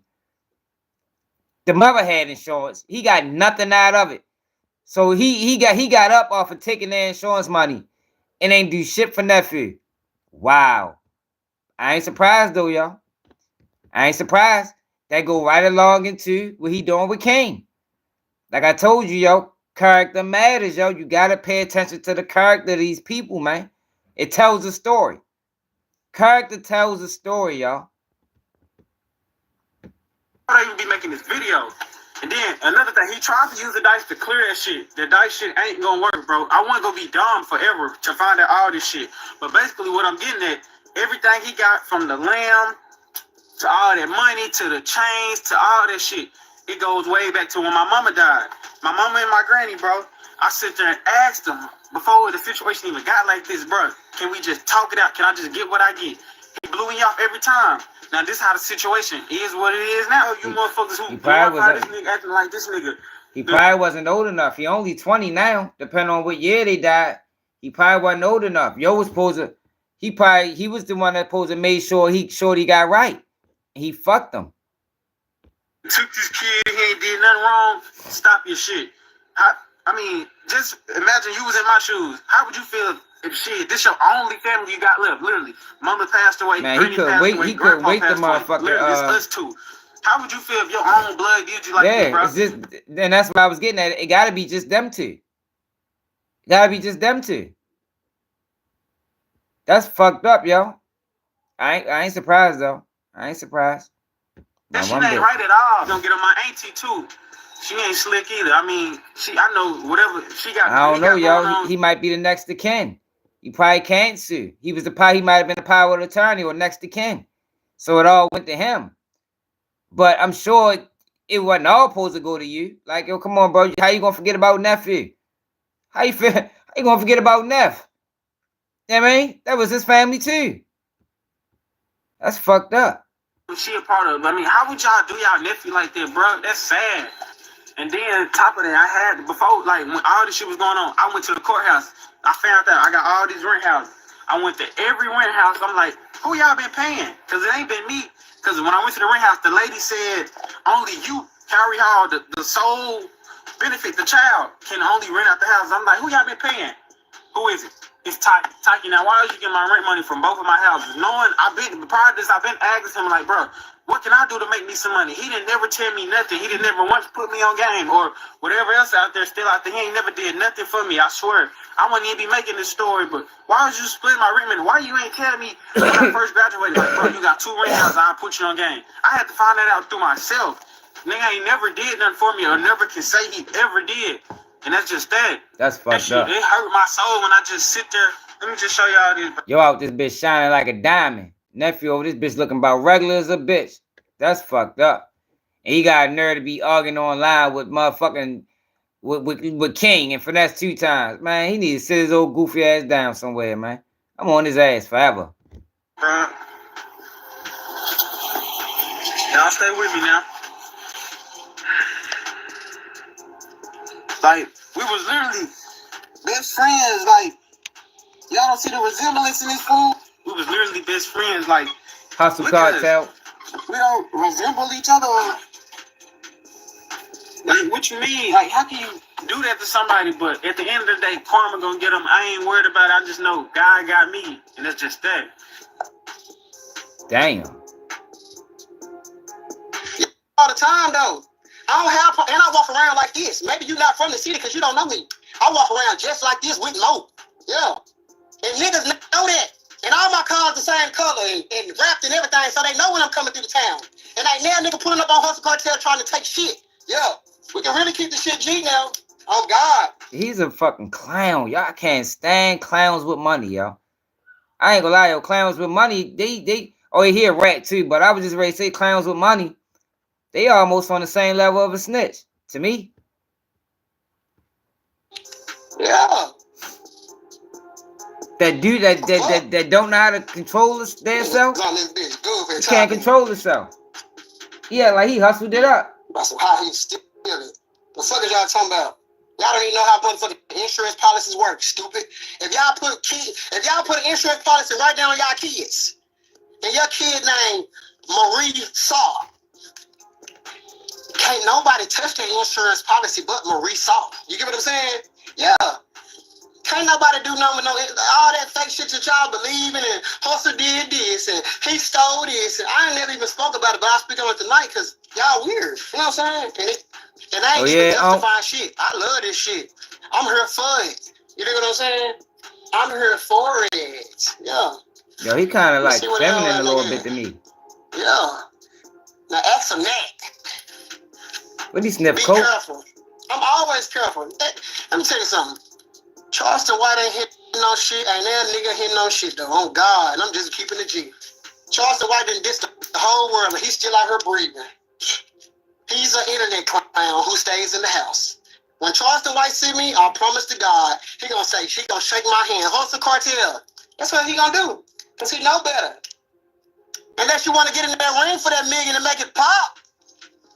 But you're too scared of Hussle Cartel, and I'm a fat boy. That's what it You is. seen me on the video. You said I'm out of shape. I'm fat. I'm all that. I ain't got no wind. I ain't got none of that. Yeah. His eyes too wide open. He high off something. Did you file for? How can you file for insurance policy? You know what I'm saying? Like you're slow. You know what I'm saying? You're just another statistics. You know what I'm saying? Well, I didn't like him off. I didn't like him off the King situation. Because, yo, why would you allow King to come to you after FINESSE2TYMES try to lay down some ground rules? Any man that's going to allow that kid to come to him because he was running from obedience, he was running from structure, that's the nigga that ain't got no morals. So, I'm not surprised about none of this shit that's coming out about you because it lines up with the situation. Y'all remember I said that in the beginning? Everything lines up, yo. That's why I be telling y'all character that means something. You gotta pay attention to these niggas' character, man. The shit that they allow, the things that they do. That's why I say you can't separate content from character. It's a direct connection. Your content you put out speaks to your character. Yeah. Oh, he's autistic. Oh, okay. My bad. Yeah, that's his uncle. Oh. Y'all need a lot. Hey, J.O., you sell insurance? He probably is, man. Marty. I put life insurance on somebody and they pass, right? J.O., where you at? If I come on that motherfucker and I put life the problem is the money probably went to him. Since he was the next to kin. He probably was the next to everything. It probably went to him. Sis probably sent it to him thinking he was going to do right because that's her brother. He only got one nephew. Thinking he was going to do right, and he just fucked him over. Like, that, it ain't hard to see that. Insurance. My grandma got a life insurance policy on me. Yeah, exactly. And guess what? Somebody happens to you, who gets your grandma, not your auntie, not your uncle, not your mama. Your auntie get it. That's how that shit work. I got her life. Yeah, they so motherfucking slow. I got her policy in my. Yeah. What's wrong with them? He probably more than likely he was a juvenile. Paperwork. What paperwork? That shit you posted, boy, that ain't shit. That ain't no fucking paperwork, nigga. Yeah. Thought he had something. Thought he had something. Nah, one-eye Charlie, you gotta do better than that, baby. That's definitely paperwork. That paperwork was charge papers. Cause he was gonna charge his ass if he ain't come up off that information. That's what that paperwork was. Gotta have enough. Yeah, one-eye Charlie, hey, one-eye Charlie, I ain't gonna lie, you turned the city up to make the niggas feel like they can fuck with me. They can't fuck with me on their best day, nigga. Tell them that. Facts. Can't damn nigga in the city fuck with me on their best day. On God. Tell them that. Exactly. Ain't now nigga in my city got more paper than me, and I stamped that. Yeah. This nigga's a clown. Yeah. You done turned the city up, got them feeling like they running shit in Queen City. Like they mobbing or they somebody now. Charleston White did spoke on the post. You got these niggas feeling like they something in my city. Man, them niggas ain't hitting no shit, boy. Yeah, he do like the 2K character. Mountain Performance TV is the hardest. Definitely look like a 2K character. This nigga's a wild coon. And it's fucked up because the fucked up thing about all this is King is riding behind him 100%. And Shorty is going to crash King out. Crash him straight out. Because he don't give a fuck about nobody. Look how he carried the whole situation with the insurance money. He already a rat, so you know he's selfish. He ready to crash King straight out. Made them feel like they in power because you responded back to their comments and shit. Yeah, you gave them some power, all right? And they still broken in a motherfucker. Yo. Oh, God. Hey, Clark Jackson, they broken in a motherfucker. He done gave them motherfuckers. Oh, send me Hussle Cartel this. Send me this. Send me this for Hussle. He said, buy my folks a car. Yeah. What a car in there? He said he did what? He said, buy my folks a car. What a car in there? Who said that? Charleston White. Then said my mama in jail. Hey, you want me to call out for you, sir? Yeah. Oh, you understand? I was thinking the same shit. Hey, what? Nigga, they ain't got them riled up in the city. That ain't feeling like they got some motherfucking power. Boy, They ain't hitting no shit in that motherfucker. Any nigga hating on me on God ain't hitting no shit, and they'll tell you. Yeah, I'm gonna really put my shit on you hoe ass nigga. I've been seeing you. Yo, once you put the money down, bro, like why you got the money? Why you holding the money so long? They act like a nigga ain't never had money before. Yeah, and let me remind y'all too, if y'all living in any one of our rent houses, me and my beautiful wife, find you somewhere else to go. You see what I'm saying? Y'all be on this motherfucker playing on the internet, not even thinking about the bigger picture. Bitch, you ain't even got nowhere to stay, ho. Yeah, hoe ass nigga on here come in. You living in our houses. Are you slow? Cause when we raise the rent up on your dumb ass, or we put you out, then you ain't got nowhere to go. Now I'm sorry, I can't pay my rent. You raise the rent up. Yo, you didn't think about that when you doing all this weird ass shit on that motherfucking. Yo, he took his sister houses, yo, and you couldn't get your nephew one of the houses, bro. You couldn't get nephew one house. God damn, shorty. So nephew can eat. Dang, yeah. I don't know, one and only. That's that new shit. Get the fuck out of me and my old lady shit. You dig what I'm saying? Yeah. What is it? I ain't think about that. Yeah, I just be on this bitch chat. Yo, that's why, yo, in the Bible will say, it's not always good to leave inheritance and shit like that. Because what if the person don't deserve it? Like it says that in the Bible, man. I can't quote the chapter because I ain't read it for that. But I know in the Bible it does say that about inheritance, yo. Everybody don't deserve. This motherfucker ain't deserve none of the shit he got. Cause look how he carrying it. He ain't humble at all. He act like he hustled it up. Shit was given to you, Pippin. I wonder what he was doing before all that shit. Before that shit was given to him. These motherfuckers feel like they in power in the city or something. They like it, George. Oh God, yeah. If you like that bullshit that he posted or these other weak ass niggas, if you like them, get the fuck out of our rent houses. Oh Jesus Christ, we don't need your motherfucking money. It's a million people looking for somewhere to stay. Yeah, well, I ain't just doing that fake ass shit. You dig what I'm saying? That shit fake as fuck. That's some prop money, man. You better be one of them PA. Hey, niggas I had around me was do boys. If you don't see no niggas around me no more, guess what? Cause I used them up. There was a do boy. Facts.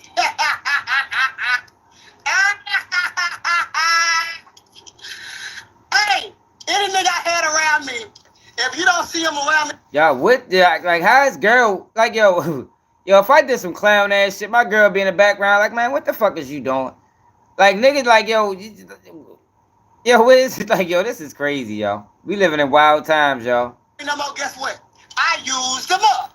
They was a do boy. Yeah.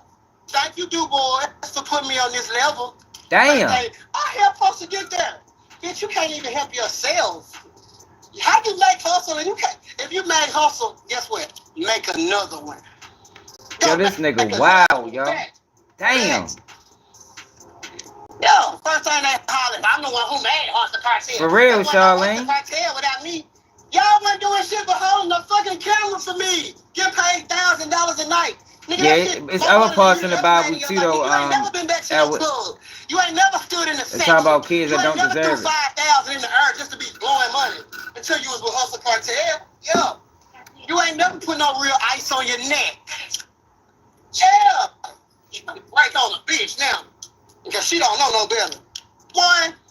You never put makeup on his face, cat. Yeah. Got the dice. I love when nigga holler. Yeah. What else was the pussy nigga that I'm so glad I got from around him that I did? Man, you staying with a whole bitch. Shut your lame ass up, nigga. You ain't never had no car, nigga. Yeah, tell me about your car that was breaking down, nigga. I'm still buying you spark plugs and shit, pussy ass nigga. Couldn't even buy. Here we go again. What I just say? I would say women do it, but men doing it too. Men is yo, wow. Clout was a motherfucker, boy. Spark plug over here. You couldn't even buy a $20 spark plug. Oh, Jesus Christ, nigga. You couldn't buy a $20 spark plug before you met Hussle Cartel. When you met Hussle Cartel, you start feeling like Hussle Cartel. So guess what? I had to ease you on about the way. Because I don't want you to come around me and start feeling entitled. I start giving these bum-ass niggas $1,000 a night. Then we went to $1,500. Then we went to $2,000 sometimes. Boy, these niggas wanted $3,000 and $4,000. Man, get your pussy ass on, nigga. Yeah, it did. It did, free Yeah, phone. show me some flaw shit. Who sent me them stars? Mine appreciate them stars. Definitely sassy as a motherfucker. Nah, for real. My life. You got fed them niggas, and any nigga around you could tell, boy. Don't let these niggas on the internet lie to y'all. Like, on God, they're capping 100%. I really fed them. And on G, most definitely, Jimmy. You know, we locked in. Yeah, working is cool. Giving a nigga shit. I ain't got shit for a nigga. Tell them niggas, hey, tell Charles the White to get a nigga some money. Since Charles the White speaking on him and taking care of him, tell Charles the White to adopt him. Because I just adopted a king. I know, Pat. I That's just just adopted sad. a fucking star. You know what I'm saying? Yeah. For real. For real. Yeah, come back muscle like that. We can Yo, and the fuck, see, that's what I'm saying. Yo, this is the saddest part. Like, Shorty is using yo for a prop. And King is so young and influenced, he can't even think to see, like, yo, you fucked your nephew over. Ain't no way you gonna do right by me. Because he young. His brain don't, even though he advanced, his brain don't comprehend that well. You feel me? He can't even realize that, yo, this nigga is ready to rape you dry. Raping you records. Yo, you remember Raping You records from back in the day?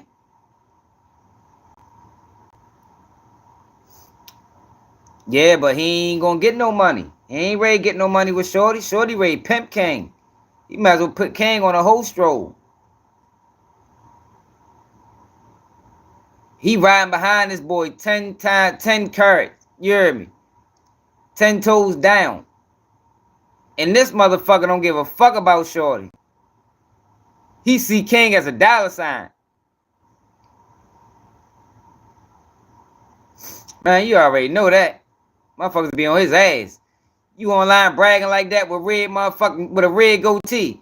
He be robbed by Monday. Kidnapped by Monday. The best jeweler ever. Let's go to Johnny X. Jacob and Cole, we can go to him and test this. Yeah, tell him, Charles the White, yeah. Tell Charles the White. He's one of the bus tonight. Oh, yeah, he is, for sure. Yeah. Yeah. Working, I never heard nobody for sure. Yeah. Tell Charles the White to come adopt you. Come save you. Don't stay in that old built shotgun ass house built in the fucking 60s. Nigga still got fucking pictures on the refrigerator. Motherfucking candles in the house burning. Them long stock ass candles, boy. Chanel, what up? Nothing wrong with working. Everyone needs to work. Marcy, I'm trying to tell you, I'm at work now. Yeah, nigga want to live my lifestyle. Me and my old lady. My old lady get up and go to work every day. And she... Hey, G-Bag, you right. He did just say he used niggas. He did just say he used niggas. And King sat right there and heard him say it. But since he's so young and impressionable, he think he old. But he don't realize, boy, your brain is the size of a fucking mustard seed. And this nigga, you around a nigga that's a master manipulator. A master manipulator.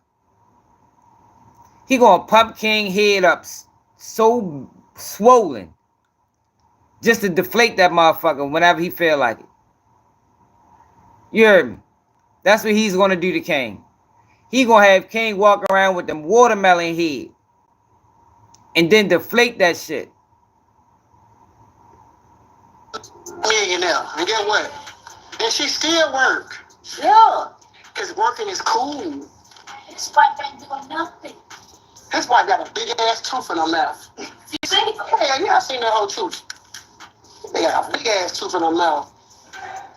He don't deserve nothing, ball out. What up? Not talking like this. He don't deserve shit. Oh yeah, speaking of that, this is another thing. So yeah, I like that too. I like that comment, Dominic. Because this what they fail to realize. I love y'all sitting here tending. Hey, one thing about it. Let's see what? He ain't addressed that paperwork though. Oh yeah, Trey Townsend for shit. He going up. You right. You know what I'm saying? Yo, what's a lot of niggas motherfuckers think it can't happen. You know what I'm saying? I feel it though.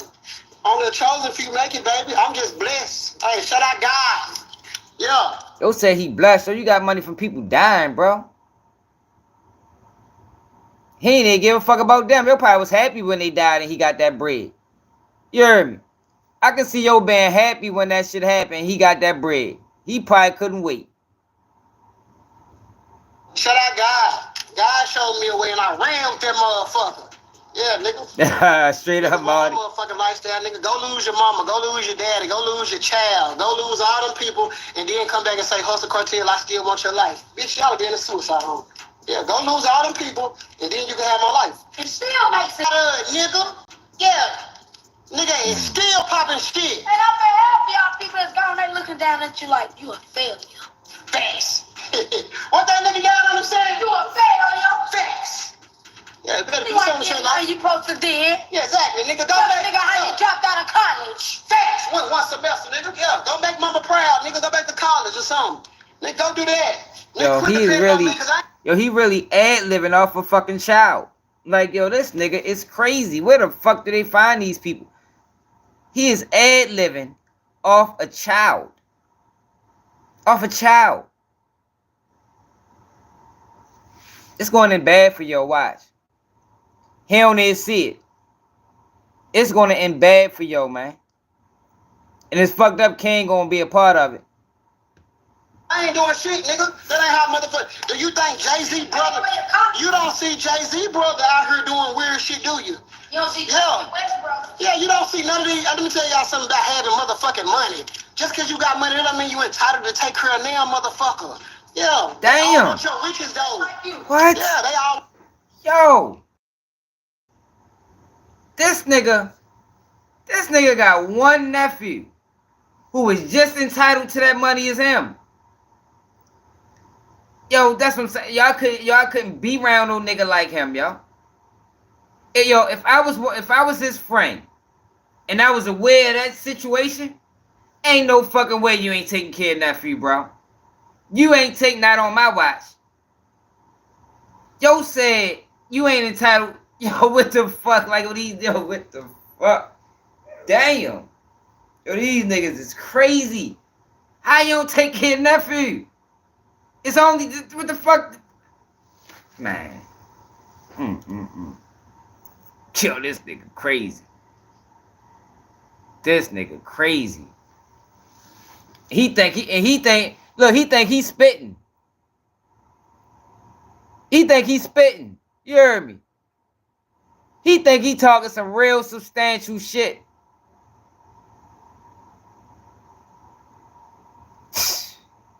I want your motherfucking riches, but they don't want to put it to work. Nigga, this shit ain't fucking free.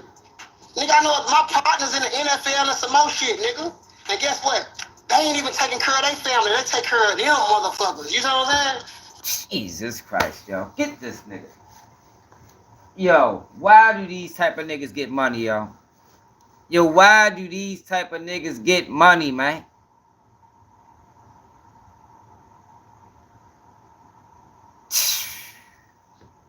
Yeah. They want the fucking riches. I can't believe you niggas sit here and let this internet act like y'all dumb. Right. I can't believe, baby, I swear to God, I can't believe these hoe ass niggas. They let this nigga rile them up. A nigga stay in Texas. They rile these Arkansas ass niggas up. Nigga ain't gonna give them shit. Yeah, rile them Arkansas lame ass niggas up. Right now ain't gonna help them for no truth. On God, they ain't. But soon as somebody die, guess what they call them? Also, can you donate to the funeral? We need a casket. Can you pay? Yeah, Charleston, why they don't do that for y'all? You know what I'm saying? He just got y'all feeling like y'all somebody because he's just one of y'all. He said he ain't obligated to help out nephew. How y'all swear I don't understand that, yo. If I was his homeboy, he would have to explain that to me. Yo, I seen you on live the other day and shit.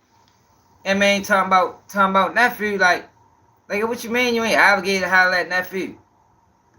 Like, how you not obligated to help nephew? Like, yo, you really gotta, I be like, you gotta explain that to me, my nigga. Like, for real, like, you really has to explain that to me. How you not obligated to help out nephew?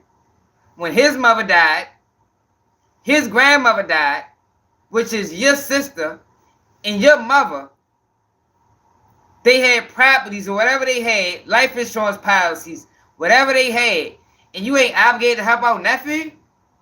Man. Couldn't be my uncle. Couldn't be my uncle. I promise you that. He lucky. Nephew taking it easy. Cause I'd have been on his ass. Fuck you, man. You ain't obligated to help out. I'd have been on his ass. Ain't nobody getting money.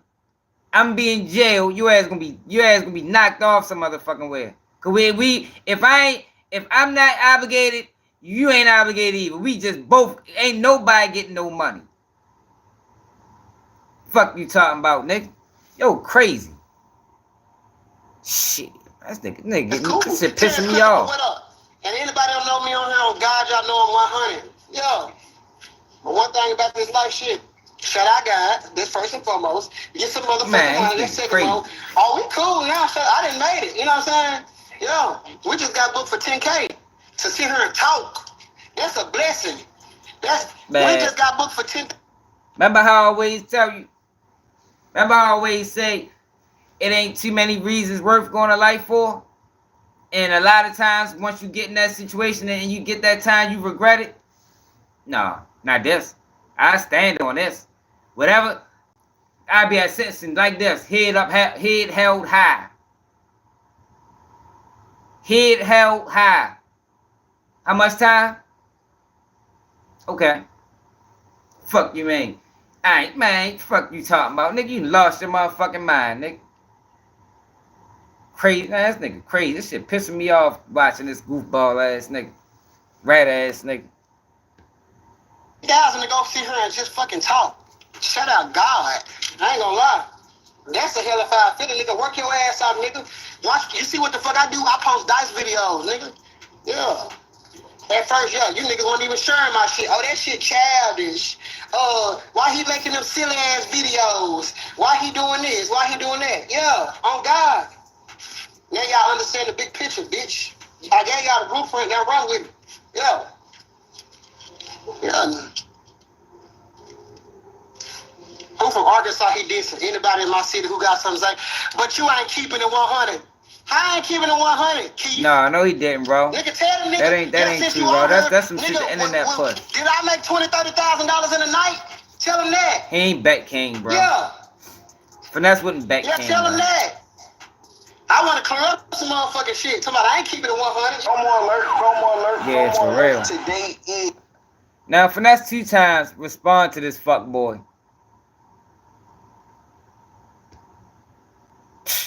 Yo, that nigga just pissed me off. Yo, just fucked up my whole mood. I put that on everything, bro. Yo, won't none of us get no money then, bro? If you're not entitled to give me, if I'm not just as much as entitled to that money as you, then yo, none of us will get no money then, bro. Fuck you, man. We all nobody gets money. Fuck you talking about? Yo, crazy, yo. Well, I come fight for free. I don't fight for money. I fought for free in jail. I didn't fight for money. I fought for free. I fought for my respect. You know, I came here to show some knowledge. What you showing money for? Cause this what attract y'all attention. Man, he wanna know this shit got me pissed. That's why.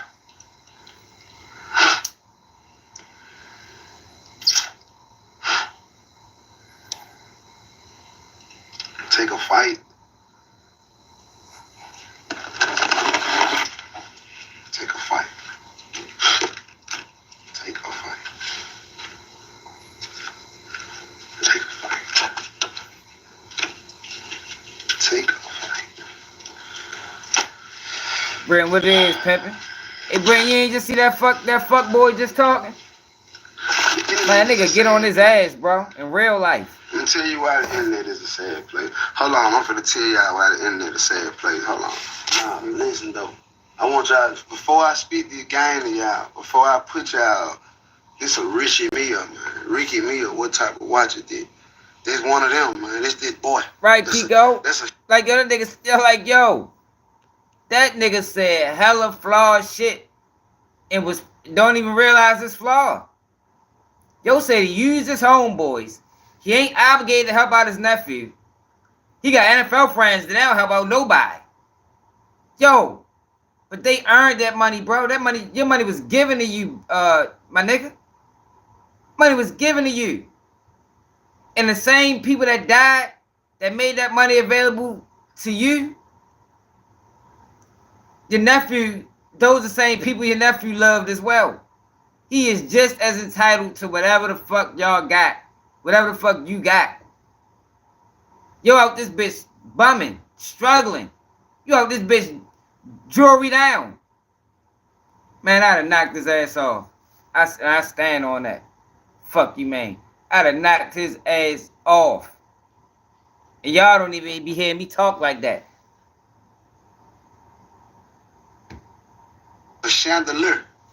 That's a chandelier, man. That's what you call a chandelier. Yeah, a chandelier. Yeah, that's what you call it, man. That right there, that's what that is, man. Man, they bro. call it a Richie meal. I call it a Ricky meal. You know what I mean? I need all my fans and supporters, right? I need y'all to push this narrative on the internet, right? Quit letting me run to the internet with this tough shit, and then when it don't respond, the person that they arguing with don't respond, y'all get to calling them bitches and get to saying that they scared because you can't keep you can't do nothing to it from the internet, bro. If I don't respond on the internet, I'm a bitch ass scared ass. But then when I see this and I shoot this in the face, I'm a stupid ass. You see what I'm saying? Yo, niggas like that, niggas like him, yo, and this is some shit I learned over time, for real. Niggas like him, Hussle Cartel, you ain't gotta do nothing to him. He gonna crash eventually. All you gotta do is sit back and watch. Like this. Sit back and watch. He is gonna crash so hard eventually. Because they don't respect nothing. He don't stand on, he ain't got no morals, he ain't got no principles. All you gotta do is sit back and watch him crash. That'll be your get back. Finesse 2 Tymes ain't gotta do shit to Shorty. Cause he's a dummy. He's a duck. But if I was nephew, I'd be on his ass. I ain't gonna lie. I can't win with y'all. I can't win with y'all. I can't win. I can't win. Like, as long as I'm on the internet, as long as it's on the internet and y'all getting some drama, y'all eating drama up, y'all be silent and don't say nothing, y'all run with the narrative. Y'all run with the narrative and y'all believe in y'all mind. And y'all let the bloggers run with the narrative that ain't nobody responded. Yeah, well, leave him alone. Let him troll, man. Don't supposed to respond on the internet. I'm not here to beef. I'm here to make music. I'm not here to go back and forth with. I'm not using the internet no more. Is for that. Like, the internet is for music. Now when you see it, for playing what you see and looking at it like, oh, why ain't gotta be all that? That's cool. Because I'm a man and there's certain morals and principles that I stand on. Like, we ain't finna play gangster and then wanna fight. We ain't doing it. We ain't doing it. You ain't finna disrespect me and then wanna fight. It's dirt now. Where I come from. Hey, yo, I ain't gonna lie, you know it's bad when Finesse 2 Tymes is right. I don't think we ever seen him right in a situation. Every situation we damn near seen him, man, he was wrong. You feel me? Like, yo, you know it's bad when Finesse is right. God damn. Don't fight for money.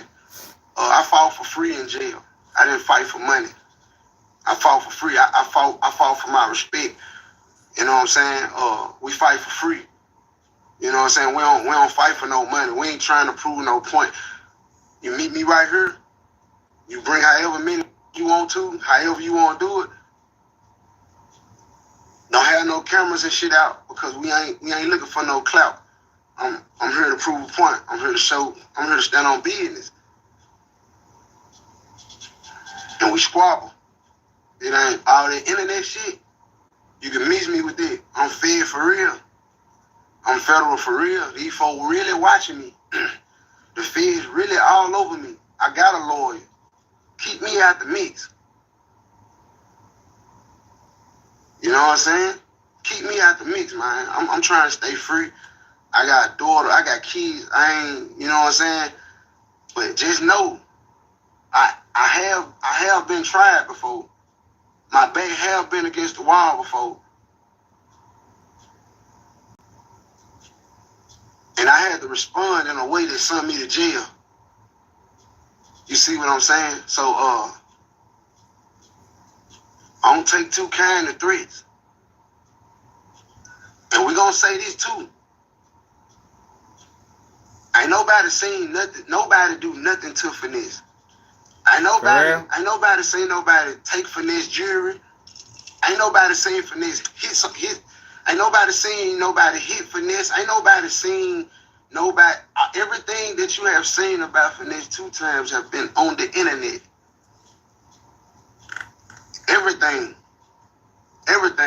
But just know, I don't have a point to prove. And time will tell. And we don't win through arguments. We win through actions. And it's just dead on it. It's just dead on it. You know what I'm saying? I'm gonna let y'all hear one of these, some of this good music, man, because I know y'all tuning in. You know what I'm saying? What's up, Porter? I ain't, you know what I'm saying? I got $100,000. I knock your weak ass out one-on-one in the ring. I got another $100,000. I knock that fat that you ride for in the ring. I got $200,000. I knock either one of you out in the ring. Now, which one of you badass clowns want to take that bone? Yo, this nigga Hussle Cartel, yo. He is a wild ass nigga, yo. Yo, damn, yo. He got, yo, Hussle Cartel gotta be one of the wildest I've seen in a long ass time. Like, I know I talk about Charleston White and a few of them other guys, yo, but Shorty on a whole nother level, man.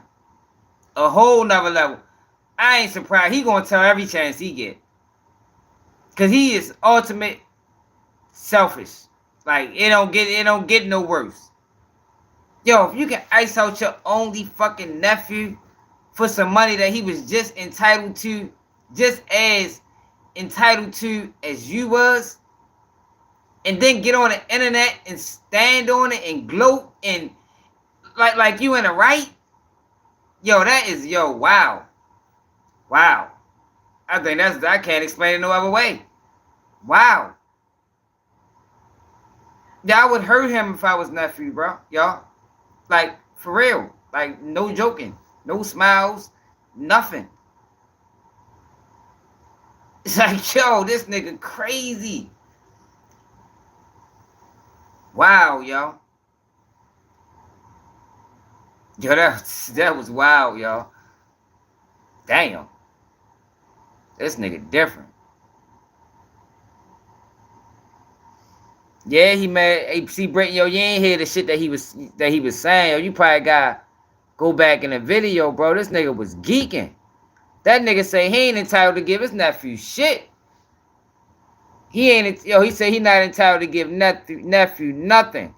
He say, yo, anybody you see me with that you don't see me with no more, I used them. You used them. And he said it in a way like, and what? Fuck him. I used them. Like, damn. Like, you just ain't got no integrity, my nigga. Like, but I'm not surprised because of the Kane situation. I guarantee you, if you go back to my first video, remember I linked on him the first video. Great content needs a great audience, like a gamer.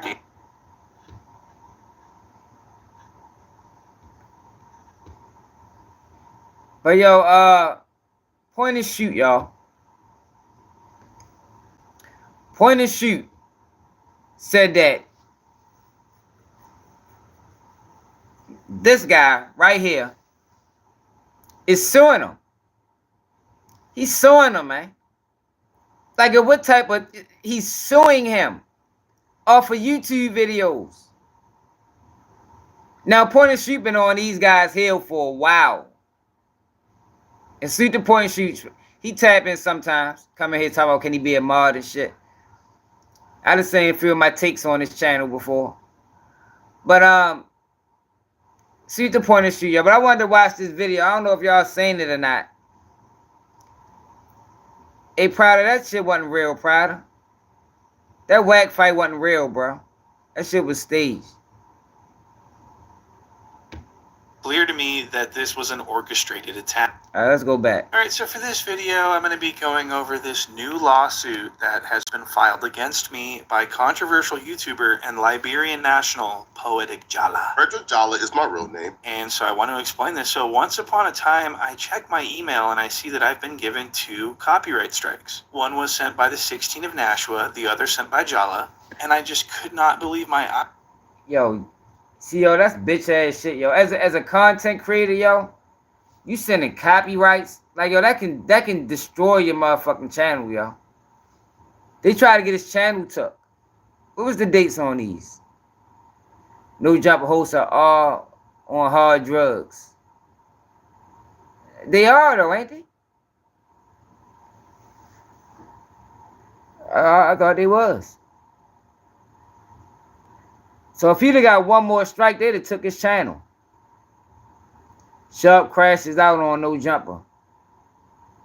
What's the dates on these? Oh, it don't matter.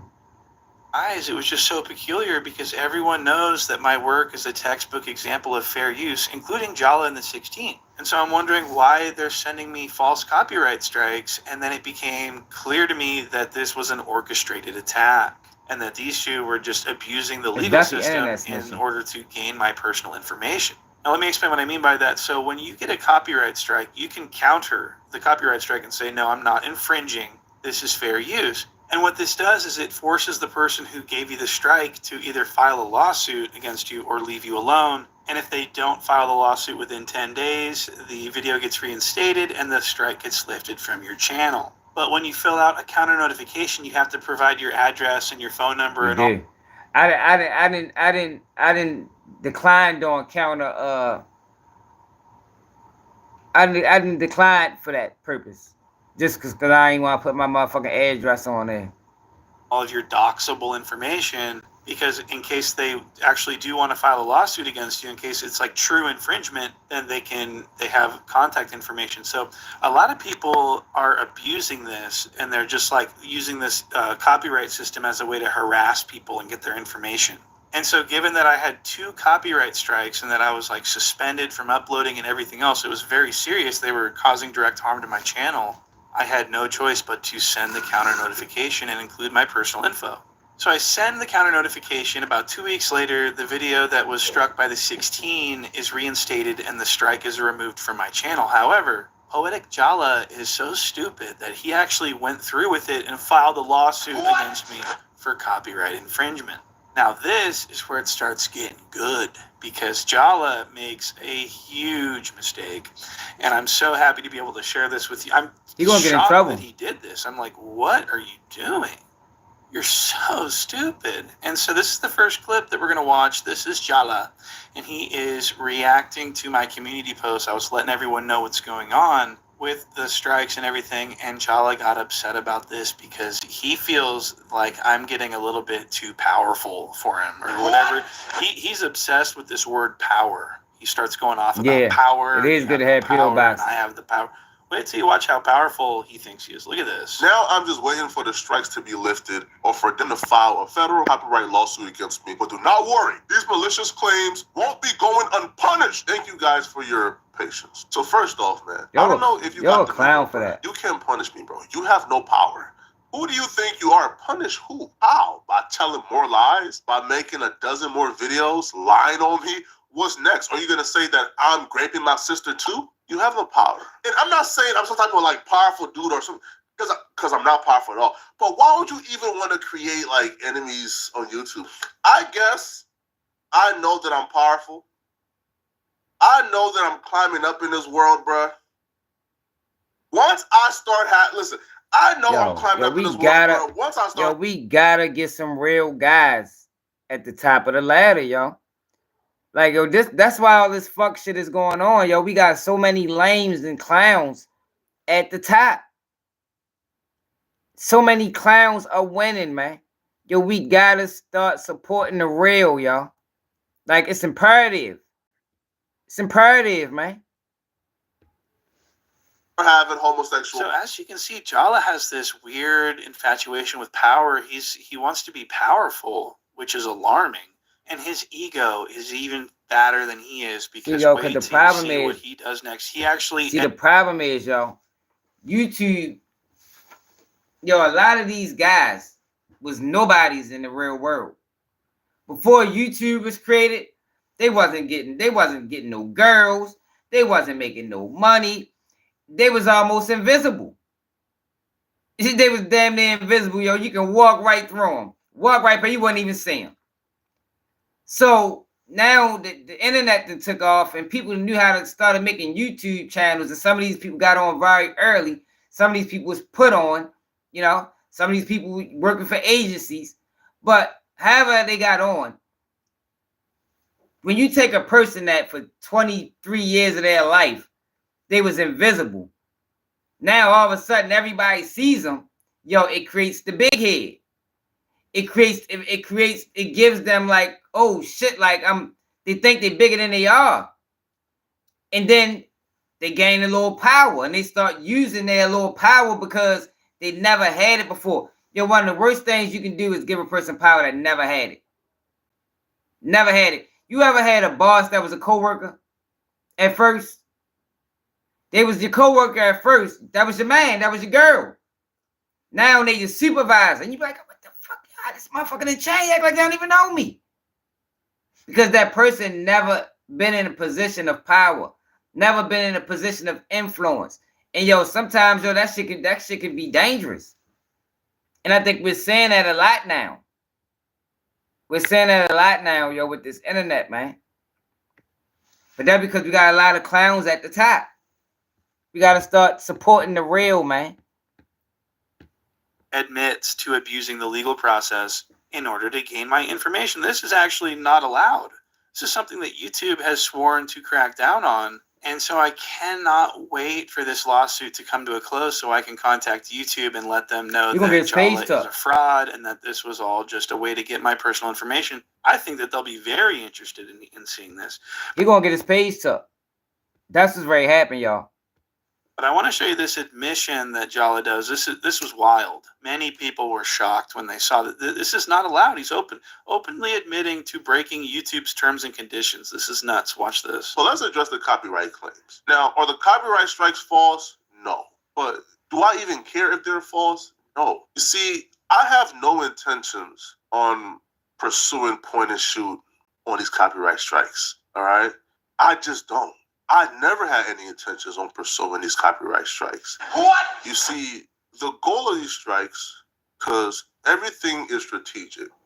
You see, Point and Shoot has been running and hiding, trying to conceal his identity. Now, you know, it has been out there that his name was Michael Winters, but because he's such a liar, I couldn't just go along with that. You see, in holding him accountable, I have to know his identity. So when lawsuits are filed for defamation, when certain steps are being taken, I need to know his identity. So I couldn't just take his word for it. So my plan was file the copyright strikes that I believe they are valid, and I will explain why they're valid pretty soon. File the copyright strikes, have him respond back, and have him give his full name, his full identity under punishment of perjury. So once I can now confirm who I'm talking to, I can now sue. So because of those strikes, I now know what his full name is. I now know a location where he can be served. So now I'm going to take that and forward it, right?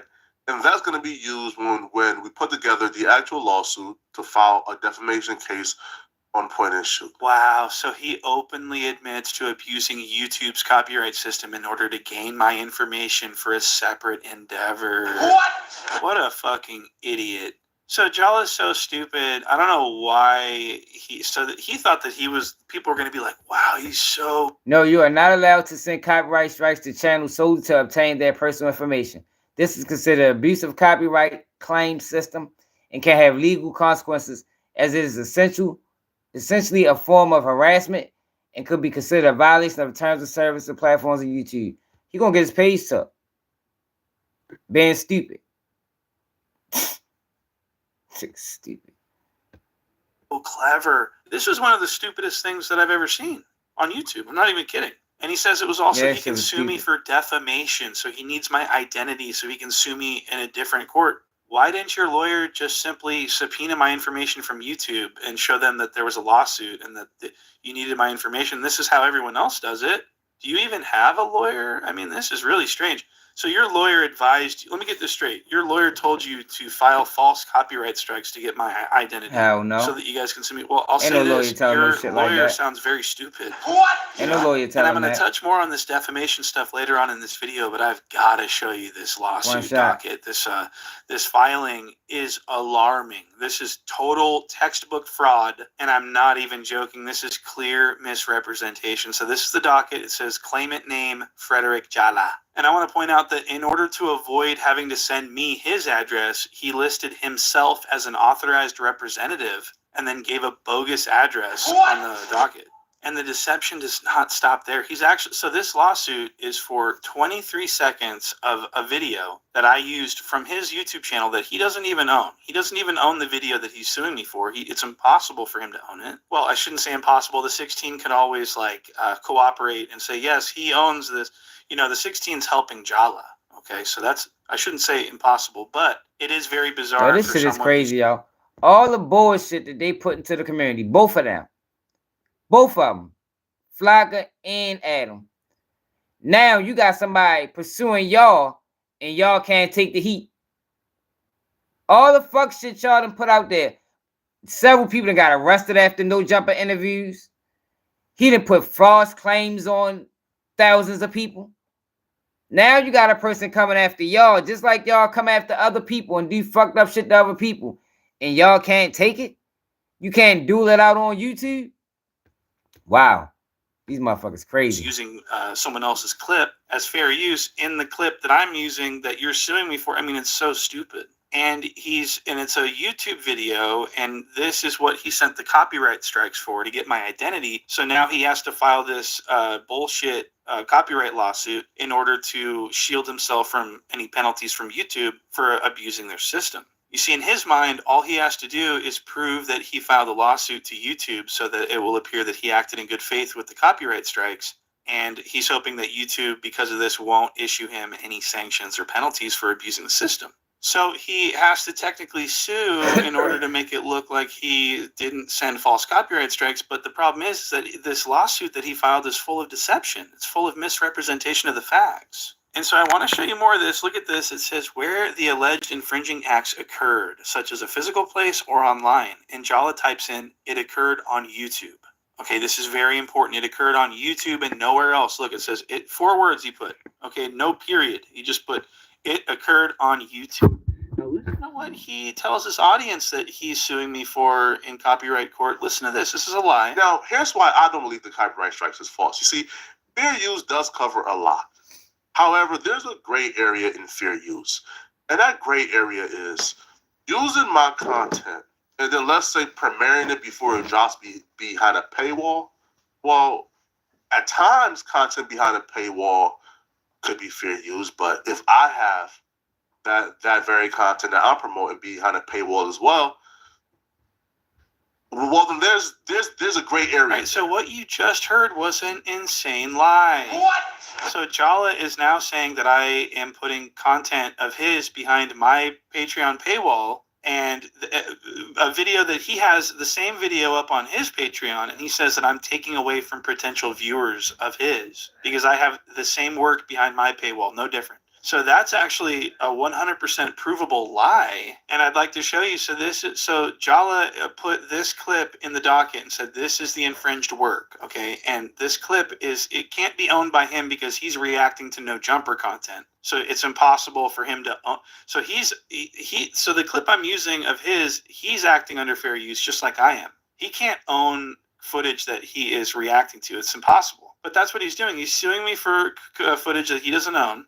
And then he's saying that I put this footage behind a paywall, which is a lie. It's 100% false. He made it up. So the following is a 23-second clip that I'm being sued for, and this is the work that he cited as the infringed work. There's no Patreon video included in this lawsuit. All that Patreon stuff is just Jala lying to his own audience, trying to justify his actions. So the following is actually what I'm really being sued for, and I want to be clear on this. This is a 23-second video that Jala cannot own legally. And he's suing me for this, nothing else. This clip. And who does videos on me and shit, right? Like, is he used my clips, but he only has 2 videos where my clips he used is more than like 30 seconds, right? Like, I'm just waiting for him to drop like one more video where he used like one of my clips that's more than 30 seconds, right? So then I can have the 3 I need to clap his channel and get him out of here. And get him out of here, you feel me? Right? And I won't feel bad about it either. You feel me? I know I'm gonna have a lot of people crying and mad. I don't give a damn. F him. You feel me? F him. You feel me? Right? But I'm just waiting. Right? And that's why, yeah. You feel me? And that's why I ain't copyright right. Right? You feel me? And that's why I ain't copyright yet. I'm just waiting for him to use one more of my clip with like 30 seconds plus. Over with. Clap. Out of here. Straight up. So this is really bizarre because I used this clip in one of my videos to show that Jala is like making plans on filing copyright strikes on people just to get their channel deleted. That's more than 30 seconds, right? So then I can have the 3 I need to clap his channel and get him out of here. Not because he was being harmed by infringement, but because he wanted to use that system to get rid of someone's entire channel. That's why I used this clip, and this is the clip that he's using as evidence in his case against me. What the fuck? So I'm so glad I could show you the clip that I'm being sued over and that it's not some 29-minute repost that I stole from him and put it behind a paywall. Taking a video that belongs to me, 29 minutes of it, and putting it behind a paywall, is that fair use? It's not fair use at all. What's the video? Other usage of my content, I don't believe it's fair use. What's the video? One more of my clip with like 30 seconds plus. Over with. Clap. Out of here. Straight up. So out of here. You feel me? Hold on, I gotta go back, y'all. 3-second video that Jala cannot own. 100% false. He made it up. So the following is a 23-second clip that I'm being sued for, and this is the work that he cited as the infringed work. There's no Patreon video included in this lawsuit. All that Patreon stuff is just Jala lying to his own audience, trying to justify his actions. So the following is actually what I'm really being sued for, and I want to be clear on this. This is a 23-second video that Jala cannot own legally. And he's suing me for this, nothing else. This clip. And who does videos on me and shit, right? Like, is he used my clips, but he only has 2 videos where my clips he used is more than like 30 seconds, right? Like, I'm just waiting for him to drop like one more video where he used like one of my clips that's more than 30 seconds, right? So then I can have the 3 I need to clap his channel and get him out of here. Damn. That's dirty. That's dirty work. Right? And I won't feel bad about it either. You feel me? I know I'm gonna have a lot of people crying and mad. I don't give a damn. F him. These guys, wow. You feel me? F him. You feel me? Right? But I'm just waiting. Right? And that's why, yeah. You feel me? And that's why I ain't copyright right. Right? You feel me? And that's why I ain't copyright yet. I'm just waiting for him to use one more of my clip with like 30 seconds plus. Over with. Clap. Out of here. Straight up. So this is really bizarre because I used this clip in one of my videos to show that Jala is like making plans on filing copyright strikes on people just to get their channel deleted. That's more than 30 seconds, right? So then I can have the 3 I need to clap his channel and get him out of here. Not because he was being harmed by infringement, but because he wanted to use that system to get rid of someone's entire channel. That's why I used this clip. Yeah. And this is the clip that he's using as evidence in his case against me. What the fuck? So I'm so glad I could show you the clip that I'm being sued over and that it's not some 29-minute repost that I stole from him and put it behind a paywall. Taking a video that belongs to me, 29 minutes of it, and putting it behind 29 a paywall. minutes. Is that fair use? It's not fair use at all. And yo, ain't nobody's taking nobody. Come on, 29 minutes, bro. 29 minutes? Ain't nobody doing that shit. That's a fucking obvious violation. Ain't nobody that goddamn stupid. Of my content. I don't believe it's fair use. So a judge is probably gonna consider this or probably figure this out. All right? I'm just saying, yo, I don't think it's fair use. You think it's fair use, so let a judge decide. So no, the copyright strikes aren't false at all. Point and Shoot took a 29-minute video of me in the kitchen cooking with my girl and posted it behind a paywall with no permission. So I just hope this is making sense. So what I'm trying to illustrate here is that Jala filed a lawsuit against me for 23 seconds of video that I used on YouTube, and then he lies to his own audience and says that he's suing me for 29 minutes of re-uploaded footage that I have behind my Patreon. It's 100% a lie. It's just lies. I mean, do you guys enjoy being lied to by this fucking Jala? He just doesn't like the fact that I have a Patreon episode about him and his alleged girlfriend, by the way. I don't know if that's really his girlfriend. That's what the analysis is over. That's why it's such an interesting piece that I encourage everyone to go check out behind the paywall. This is footage that I'm commenting on and providing criticism to that was uploaded by Jala himself. Jala provided this footage to me by streaming it online publicly. And so there's absolutely nothing that can be done about this. And, so this is what he's upset about. And I want to point out, he does not have this girlfriend footage behind his paywall and that I'm taking away from. That's just an outright blatant lie that he told, okay? I hope this makes sense. And I do, once again, encourage everyone to go check out the Patreon and go see this stuff for yourself. All right, so for this special Patreon exclusive episode, I'm going to be going over Flacco's Girlfriend Revealed Part 2. So the last episode that I uploaded was Flacco's Girlfriend Revealed Part 1, where we went over a couple of things that didn't sit well with me that sort of were peculiar, if you will. And so I wanted to start over with fresh eyes and get some rest and then come back and see if I can kind of just figure out what's been going on. Because I've got a huge problem with I'm playing over to make content. I had to rewind it because I wasn't right here. Yo, if you don't want to watch, you can leave, bro. No, everything you got multiple different people that watch different things. Scan. That was from the Patreon. There's 20-something uploads. Back. Might be on something that you're interested in. For the price of an ATM fee, you can have access to all of it. And also you get merch discounts as well, 20% off. So please check out the Patreon. You won't regret it. And so the only logical explanation I have as to why Jala may be doing this is that he's going to claim ignorance about the whole thing. He didn't know that what he was doing was wrong. That's the only thing I can think of. I mean, this is maniacally dumb. I mean, look up here. It says, describe the infringement. And he says, Fred Jala says, Michael Winters reposted the infringed work, which is not true. Yes, and it says, Michael Winters put my work behind a paywall. No, I didn't. There's no paywall on my YouTube channel. This is for YouTube. That's why you filled out the paperwork and said it occurred on YouTube. It's because this is a YouTube matter. This is not a paywall Patreon matter. So if you post your content on Patreon and that content include videos and content of mine, well, in some cases it's fair use, but if you put it behind a paywall, well, then the fair usage is now a gray area, and I believe a court should decide this. So what happens when the judge goes to your Patreon and looks for the work that I'm allegedly infringing upon and they don't find anything? How are you going to explain that? How are you going to explain that you claimed that I was stealing from your Patreon?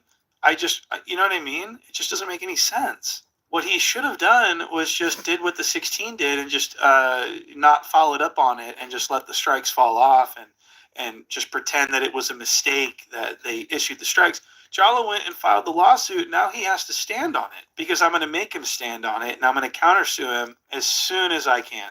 So he has to amend this lawsuit, or else they're going to dismiss it. It says right here they intend to dismiss it unless he fixes his paperwork and shows that he owns the content he's suing for, which he cannot. He can't own it legally. So there's no way that I can be sued. And so eventually this is going to go back to YouTube as like a completely meritless lawsuit. And that's where I go on the offensive. That's where I strike. And I'm going to include in that email to YouTube that this was all just abuse of the system by both the 16 and Frederick Jala. And hopefully I can get them in huge trouble with YouTube and get their channels in trouble. And I fully intend on relentlessly bringing this to YouTube until I get answers, okay, for this abuse of the system. I'm going to make it my life's mission to get a response on this and to get this investigated. Because I can't have these two sending copyright strikes out to my brethren, my YouTube brothers and sisters out there. I can't have these two abusing the system like this.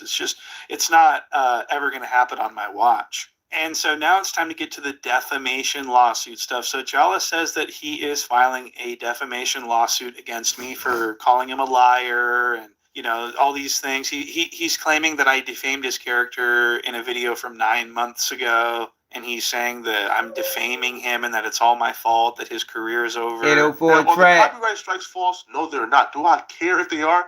I don't. My goal isn't a copyright strike. My goal is something much larger. And this is just the first step. Getting your identity by forcing you out of your rabbit hole with this copyright strike. But am I going to go that far? Probably not. Because I don't care about the copyright strikes, bro. Right? I did file a legal copyright strike, but I don't care about it. My goal was to get your identity, which I already have, and now I can pursue the other legal ramifications that's coming your way. So you can delete videos all you want. It's not going to stop this, bro. You messed up. Yo, whole time. Whole time he messed up. The fuck? He must ain't read the motherfucking paperwork. Can't do that, y'all. Done. He says that that's going to stop. That's what he's trying to put a stop to. I know, but he's tripping. He did wrong. Calling him a rapist, which I've never done. And what he's referring to is something that he says I said 9 months ago. And it was a matter of public concern that I was doing. I was covering a story. I was explaining to the audience what was going on. And Jala thinks that as a public figure that he is going to win a defamation case against me for this. This is protected free speech. This is something that California has set up laws to protect against. Yeah, I'm sure everyone's heard of the anti-slap standard, right? You can't sue someone for talking about a matter of public concern and discussing someone's business. If they're a public figure, I'm sorry, but public figures, it's nearly impossible for them to win defamation lawsuits against random YouTubers. It's just not, like 97% of these cases fail. They're a waste of time. So for him to be threatening this is just true desperation. I mean, really, really pathetic. And so because it is a protected First Amendment free speech activity to discuss the dealings and the controversies of public figures, I plan on filing a motion to strike based on California's anti-slap law. And I'm just going to get the whole thing thrown out before it even begins. And under that law, California's anti-slap law, I will be awarded my legal fees by the plaintiff. What? So that would be fucking sick to have Jala pay for my lawyers after I kicked his ass in court. I think that would be a very beautiful situation that I could make content out of in and of itself. So I'm actually pretty comfortable with this whole situation. Especially considering that even if this anti-slap law didn't exist, as a public figure suing for defamation, you have to prove what's called actual malice, which is a legal standard that means that you have to prove state of mind of the defendant. Very, very impossible to prove. I mean, very difficult to win these. Like 98% of these don't go anywhere. And it's just usually just a meritless shut you up in court lawsuit, which is what these anti-slap laws are here to protect. So what I intend to do if I get sued for this is I will just motion for strike for under the anti-slap statute, and I will get awarded attorney's fees, hopefully, once the motion is granted. So Jala may have to pay for my attorney if he sues me. Isn't that fucking amazing? So I'm almost wondering if this is a bad thing that I'm getting sued here. And so we're just going to have to wait and see what he decides to do. You know, I wasn't expecting a copyright lawsuit either, and he filed that one. So I'm thinking if he's stupid enough to do that, he's stupid enough to do anything. What? Okay? So I would not put it past him, but I'm anxiously waiting by the mailbox for something to happen because that would be very interesting. And so I want to show you why I also he's was asked so upset for with stress, me, why he wants me emotional gone, distress. why he wants my channel gone.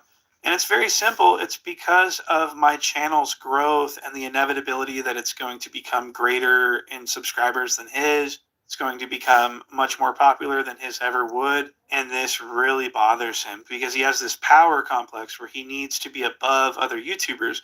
And so he sees me coming along and he's freaking out. He's got to put a stop to it. So this is what's going on. And he alludes to it a little bit. He thinks that I'm taking his channel down with defamation. He thinks that I'm defaming his channel. And that's why his channel sucks. And that's why everyone hates him. So look at this. I'll be damned. His channel sucks because you fucking clickbait.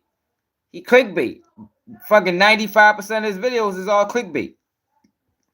Nigga like you think that you're about to ruin this or destroy it with lies, with antagonizing. It's not happening. Bro, I really came from blue carpets and chunky TVs. I really came from this. I also wanted to point out that in his video he made about me, he started talking about his dead grandpa and like trying to get sympathy from the audience. It was really disgusting. My last message to my grandfather was May 6, 2022.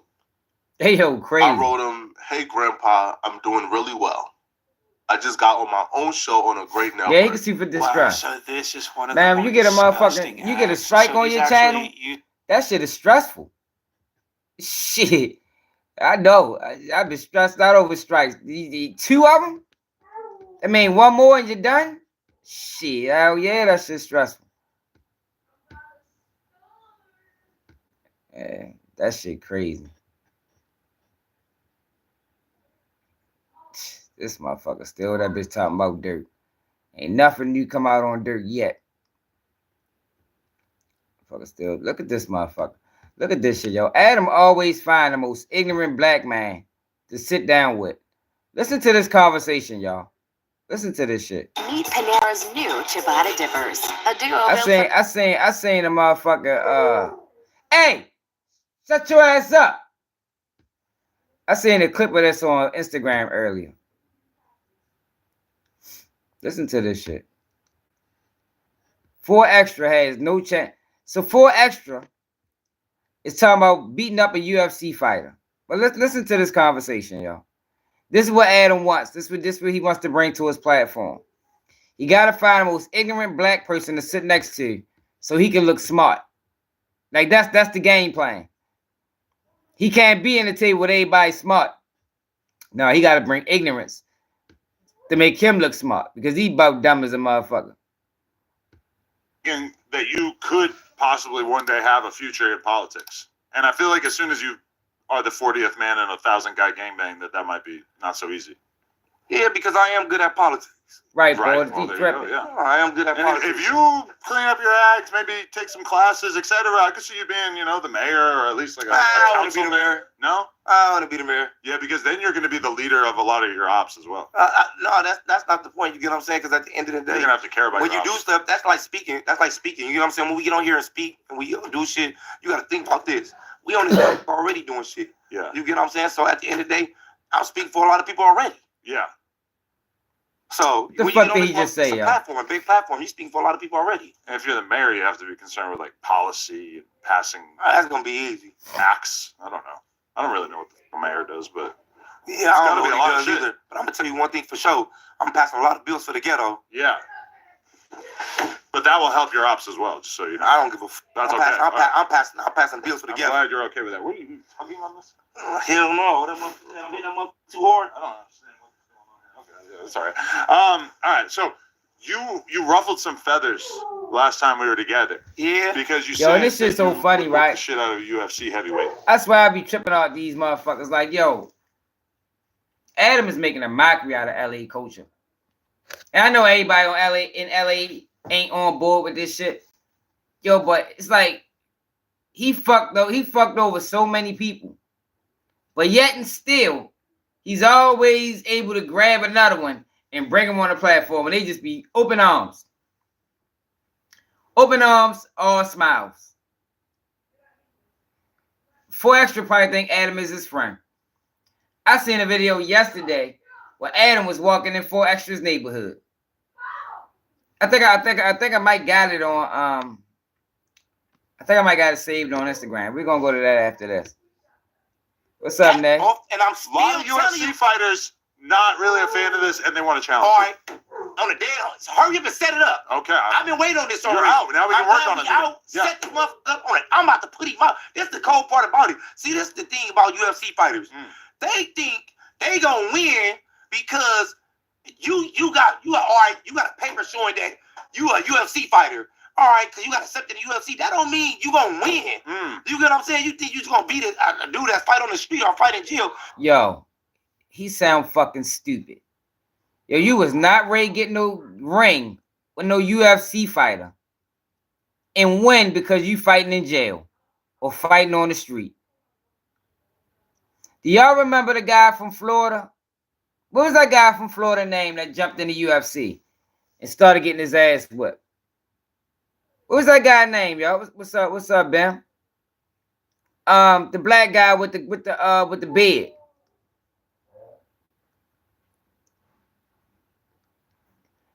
And he's speaking with confidence. Kimbo Slice. Thank you. Kimbo Slice. Yo, this motherfucker is tripping. Well, I'm a UFC fighter and I got a belt and I can beat you. I see people get knocked out. Yeah, he just died not too long ago. So don't matter what he talking Thanks, about. y'all. All that. Make sure he had a bag and I'm gonna put his ass out. And when I put him out, I want another 100,000 for putting him out. Right. Set this up now. You can FaceTime him. I don't have any of their phone numbers or anything. I was just trying to find But I already see him. He already got fight. 2 belts. He been calling me out. I'm telling you right down on here. I'm gonna put you out. Yeah. I'm gonna put you out. Hurry up and call in. Adam setting it up. Yeah, that's all he did when it was his debut. This guy, he won his debut, then he started getting his ass whipped. That shit, yo, that's a whole different kind of fight. That's not a street fight. Guy, okay, I met this dude before. SD_ the Reaper Dumas. He basically said that he's for real happy to handle you. I think. Is that the one I got? Motherfuckers do submissions and motherfucking grabbles and know how to kick. Yo, you not when it, and he's so confident, sounds so fucking stupid. But this is what Adam loves. He find the most ignorant black person that he can sit next to. Well, hurry up. I'll put him out. Big ass black guy. All right, hurry up. So you won't have the pleasure of beating up a white man, which I know you low key want to do. No, hold on. But it is another person that called me out too. There's probably more. Yeah, but didn't Colby Covington? Did Colby Covington say it as well? He reached out to Lupe. He got 2 belts. Look, it don't matter. Whoever called me out on a dead homies, hurry up and set up. I can put you out. The same way you hurry up and call me out, it's the same way I'm gonna hurry up and put your ass out. Really? So you haven't lost any faith in your ability to do this. Now I'm gonna explain to you. You said faith in what? I'm gonna explain to you. Make sure you have my money.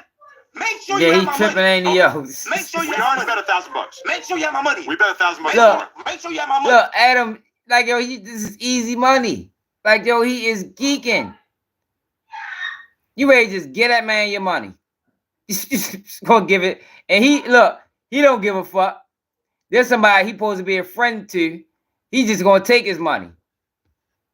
On Vernon Avenue. Okay. But this is the problem. I'm gonna tell you. I've thought about this a lot. Here's the problem. Every UFC champion has immaculate ground game. Their jiu-jitsu off the charts. Here's the problem. You've never had to worry about being taken down. A guy diving in, grabbing your legs, pulling you down to the ground. I swear to God, these motherfuckers are like anacondas. What they're going to do, they're going to snake their way up your body, and then they're going to wrap their arms, their legs around your head, around your arm. All of a sudden, they're going to choke your ass out. You have not even thought about the shit that they're going to do to you. All right. What they talking about? Once again, set up and put him out. And I want my money. Soon as Hey, DFW, you from Dallas Fort Worth? This is done. I just want to turn around to you. I'm like, hey, look, you know what I'm talking about? On the Prince on the Fig, Vernon Avenue, We want to thank Adams for the money that we gonna go party with some bitches with. We want to thank him right here that just got put out. You know what I'm talking about, for buying our new cars and our rollies. Shout out, Vernon Avenue. Yeah, that shit's gonna be an embarrassment. I'm just very worried about you getting choked out. I'm very worried about you because I hope you got the money the same day. For sure, I'm down. All right, when you set it up, if I find someone and you agree to it and he agrees to it, we can set it up. Why are we still waiting? We're gonna go. I thought you already had somebody right there. No, I don't. I was just like reading about it in the news. I'm telling you, look, Lupe already got the person. He already called me. I got 2 bills. And they said you setting it up. Oh, nobody told me to set it up until right now. Hurry up and set this up. Okay. She gonna give you the name and give you the number. Yeah, he's gonna get embarrassed, man. Hurry up real quick for the world to see off the back. Gonna put him out off the back. Okay. I'm gonna put him out off the back and put him on his back off the back. I think we should start out with a requirement that there is no taking the probably person heavyweight. down, because I think in a he stand-up kind of tall. I have way more confidence in you. As soon as it gets to jiu-jitsu on the ground, I think you're gonna realize, like, oh, I need 5 years of jiu-jitsu. Yeah, for real. I don't give a what the. I don't care what you talking about. What the it is. You ain't looking at my face. You don't understand me. I don't give a what you talking about. What he coming in there with? He's going out. I've just seen this movie before a few times. If your ground game is not on point and if your takedown defense is not on point, then you're a sitting duck. He sound like he's thinking this motherfucker Bruce Leroy or something. I'm just telling you. Like, I'm Bruce Leroy. Nate Diaz? Oh, no. But that's him. What's his name? I think he's a lot lighter than you, but... So you know what I'm talking about? How much you weigh? I weigh 252. He's... Oh, my God. I'm putting him out. See, that's what? Don't say it. At 252? Yo, if he get in the ring with a UFC fighter at 252, yo, that shit's gonna be a bloodbath. Bloodbath. Like, yo, this nigga is crazy. It ain't a problem now. I'm putting him out. On Vernon Avenue, I'm putting him out. Nate Diaz fights at 170. That's on him. He called me out. I'm putting him out. Hey, I might got 10K too. Shit. Now that's a problem. I do think Nate would probably be down for it, though. He seems like he's down for a good time. It don't matter. That's the point. It matters to you. It don't matter to me. He's up north. It don't matter. You got to come down here and get his ass whooped in South Central. Go back up north. Is he in North Peno? I don't know. I don't know either. He can fly his ass. He can fly his ass down here. If we can fly his ass back up there, nigga, getting whooped out. Okay. He'll probably be happy to take a drive. He don't got the endurance though. Quick little 6-hour stroll, or we could go to Stockton. Bro. Go to Stockton. We're gonna hang out with the EBK boys. Look, check this out. Where the bag is at, I'm coming to put his ass out. Okay. This is what I'm saying right now. Bring his dumb ass down here. He called me out. So I can put his ass out. Legend, UFC legend. I don't give a if he look. Check this out. You should care. He's a jiu-jitsu god. See, that's the point. He's really good. See, that's the point. That's the point. That's like going into the county jail. You shouldn't care. Right. Yo, he related it to the county jail. Yo, Adam. I ain't gonna lie, Adam good, man. He know how to pick him. He knows how to pick him, man. I swear he do. That man just related to the county jail. Get the fuck out of here. Yo, what the fuck? You're related to the county jail. And look, he was just in Adam hood. Well, Adam was just in his hood walking around. Do I got it? I don't think I got it. Look at this shit right here, though. Yo, excuse me. Hi. Okay. What are you guys doing for the people? I know what you guys do. God's last one. Oh my gosh, you said it. I'm the wife. Where's Adam? Look, he just pimping his wife. Do I got that video when he was running through the 40s? I don't got the fucking video.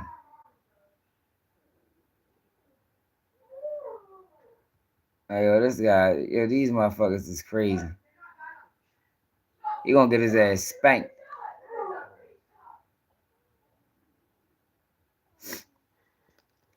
Look at this fight. Hold on. Look at this video. Baltimore put this video out talking about. Look, y'all, they released this video talking about if you know who these people are, contact the police. Look at this video. Seen in this video on November the 23rd, 2024, at approximately 10:33 p.m. in the 5500 block of Hamlin Avenue, You can't see shit. Detectives need your help identifying the individual seen alongside this four-door sedan. Anyone with information on the identity of an individual seen in this video or the vehicle is urged to contact homicide detectives at 410-396-2100. Yo, how the fuck can anybody in the world identify whoever it is in this video? You fuck around can't even identify the car. Like, yo, look, this is the person, y'all.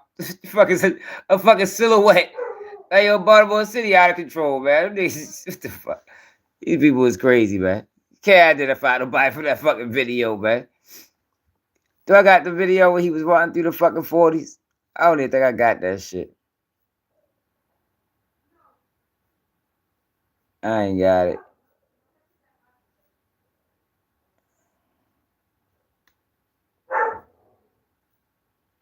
That dumbass Doug.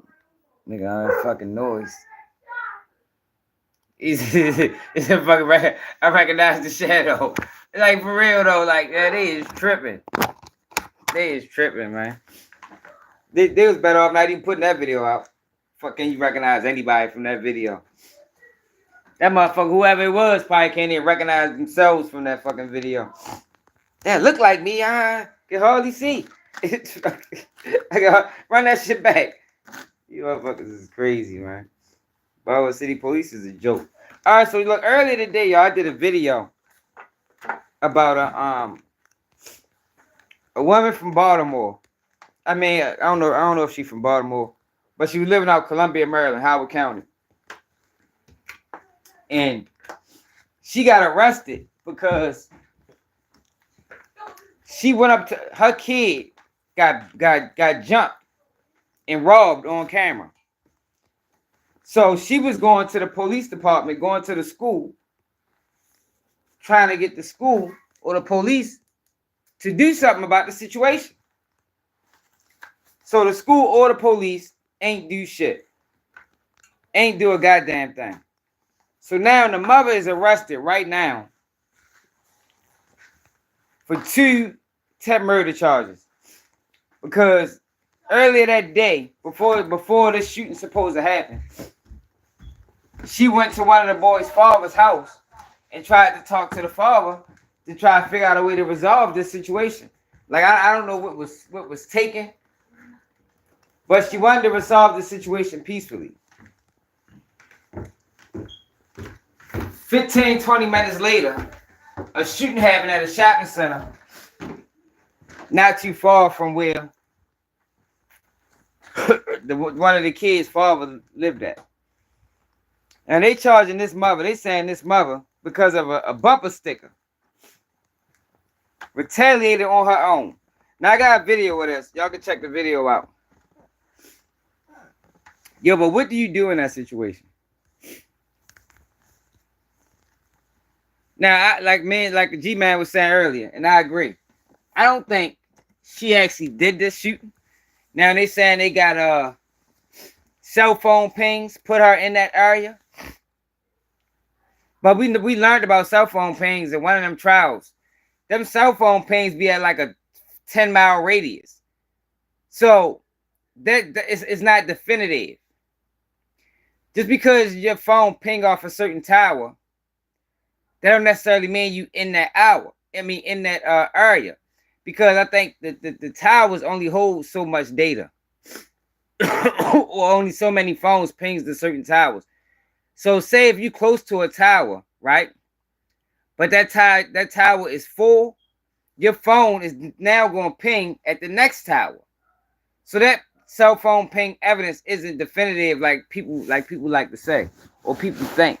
What trial was that we learned that, y'all? What trial was that we learned about cell phone ping evidence? It was recent. Matter of fact, it was Young Dolph's trial. It was Young Dolph's trial. But my thing is, if that did happen like they said it, that's the police fault. Cause what do you do? Like I said in the video earlier, you don't want to get your child transferred. Yeah, the shit do be way off.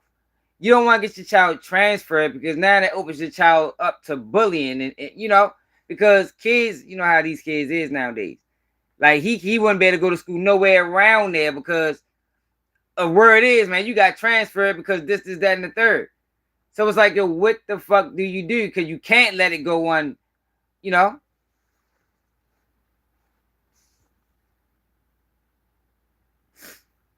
Yeah, Al, you know that's what they do, y'all. They misinformation canes, yo. They don't be caring about what they put out.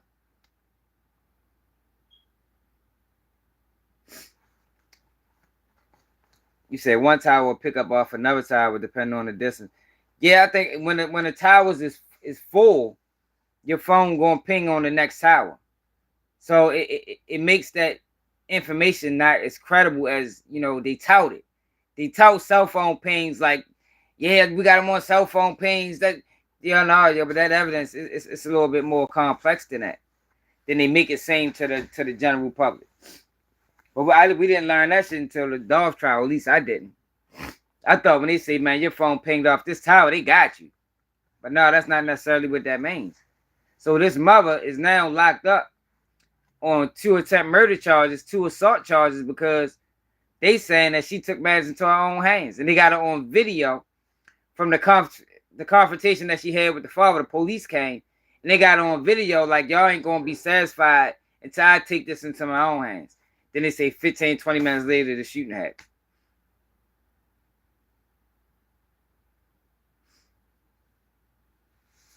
Yeah, they can, you know, but it's probably certain bylaws and shit that govern against, you know, they probably can use it if they really want to. You know, but they try to act like they go by the book. That's what they try to act like. You know what I mean? I want to see I'm intrigued to see what's going to happen with this Corey Pritchett situation, yo, because he crashed out. That was wild. Right. Did she take it to her own hands? Now she on the news. Like, that was crazy, man. Hope she make out. Hope she make out. They say the shooter jumped out the back seat and jumped into the back seat. So I don't know if she was a driver or what the fuck, what happened. But Howard County don't play fair. That's one thing for certain. I just hope whatever happened, if it come down to a time and she get found guilty, yo, take into account the situation. You know what I mean? Take into account the situation, yo. Don't feed it to the wolves, man. Because Howard County don't play. They don't play. And I would hate to see the example be made out of her. You know what I mean? Don't make the example out of her, man. Straight up, yo. Because that's a sensitive situation, yo. When you got video. And then they got evidence that one of the kids sent the video to the kid. So it's basically giving them a reminder of what the fuck they did to him. So it was like, you ain't just do this. Now you taunting my child too? So you already beat my child up, robbed him, embarrassed him. Now you taunting him? All right, fuck that. Fuck that shit.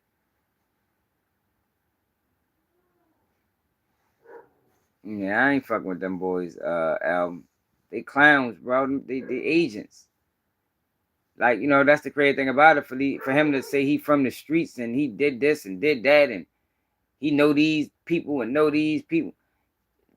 Like, yo, who vouches for that?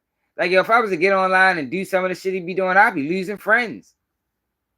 For real. I fuck around be losing family members. Nah, but I don't know. It must wasn't. It must wasn't. Go to my uploads. Make sure you subscribe to the channel too. Go to my uploads. See, and that's all information right there. Yeah, for real, bro. Yeah, it's hard to watch them niggas. Even when I do try to watch them, that shit don't last long. It's hard to watch them niggas. Like I said, I just don't understand how he claimed who he is. Like, how you the voice of the streets and this is how you conducting your platform. But he one of them ones that try to separate content from character. You know, that's just what I do on YouTube. That's not what I really am. Shit, you kidding me? Because if you stood on anything, you wouldn't be able to act like that on YouTube, Pepper. You feel me? If he was really who he was, you wouldn't be able to do the shit you do on YouTube, my guy. So I don't buy that shit. I don't buy that. Hey, yo. Shut up. If I send you outside, be quiet.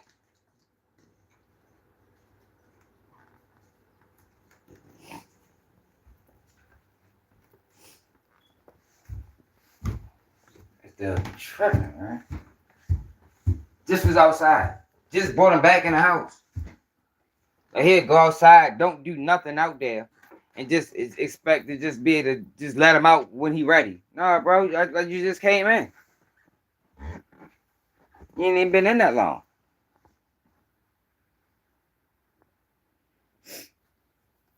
Yeah, and then that's another thing. Like, how do you just spread lies on a motherfucker? Like, they don't even... Yo, they don't care. Yo, they're not gonna be satisfied until they get a motherfucker killed. And it can link directly to them. They ain't gonna be satisfied till that happens.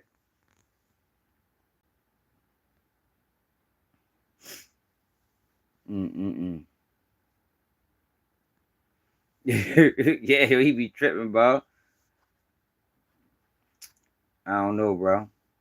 He trying to get them to talk, and hopefully he can implicate themselves in the crime. He working for the police, man. Niggas working for the police. Yo, that video, that live we did last night on COINTELPRO, yo, I'm glad a lot of people watched that. Like, because I don't think people really understand COINTELPRO and what it was. I think a lot of people hear the word, know what it means, but I don't think people really know what was actually done. You know, that shit is infiltration from within. And we got that going on YouTube. It's a lot of motherfuckers that's in just to infiltrate. You know what I mean? They in just to infiltrate, man. Gather intel. And then report that shit back. Like, it's a real thing. It's not a game. Yo, but I ain't doing no 5-hour live tonight, though, y'all. So, yo, make sure y'all subscribe to the channel. If you not, hit that like button if you haven't. If you can, donate to the platform at the bottom. Cash App, Baltimore Swag, support the movement. It's another day. Keep it G News, and I'm out.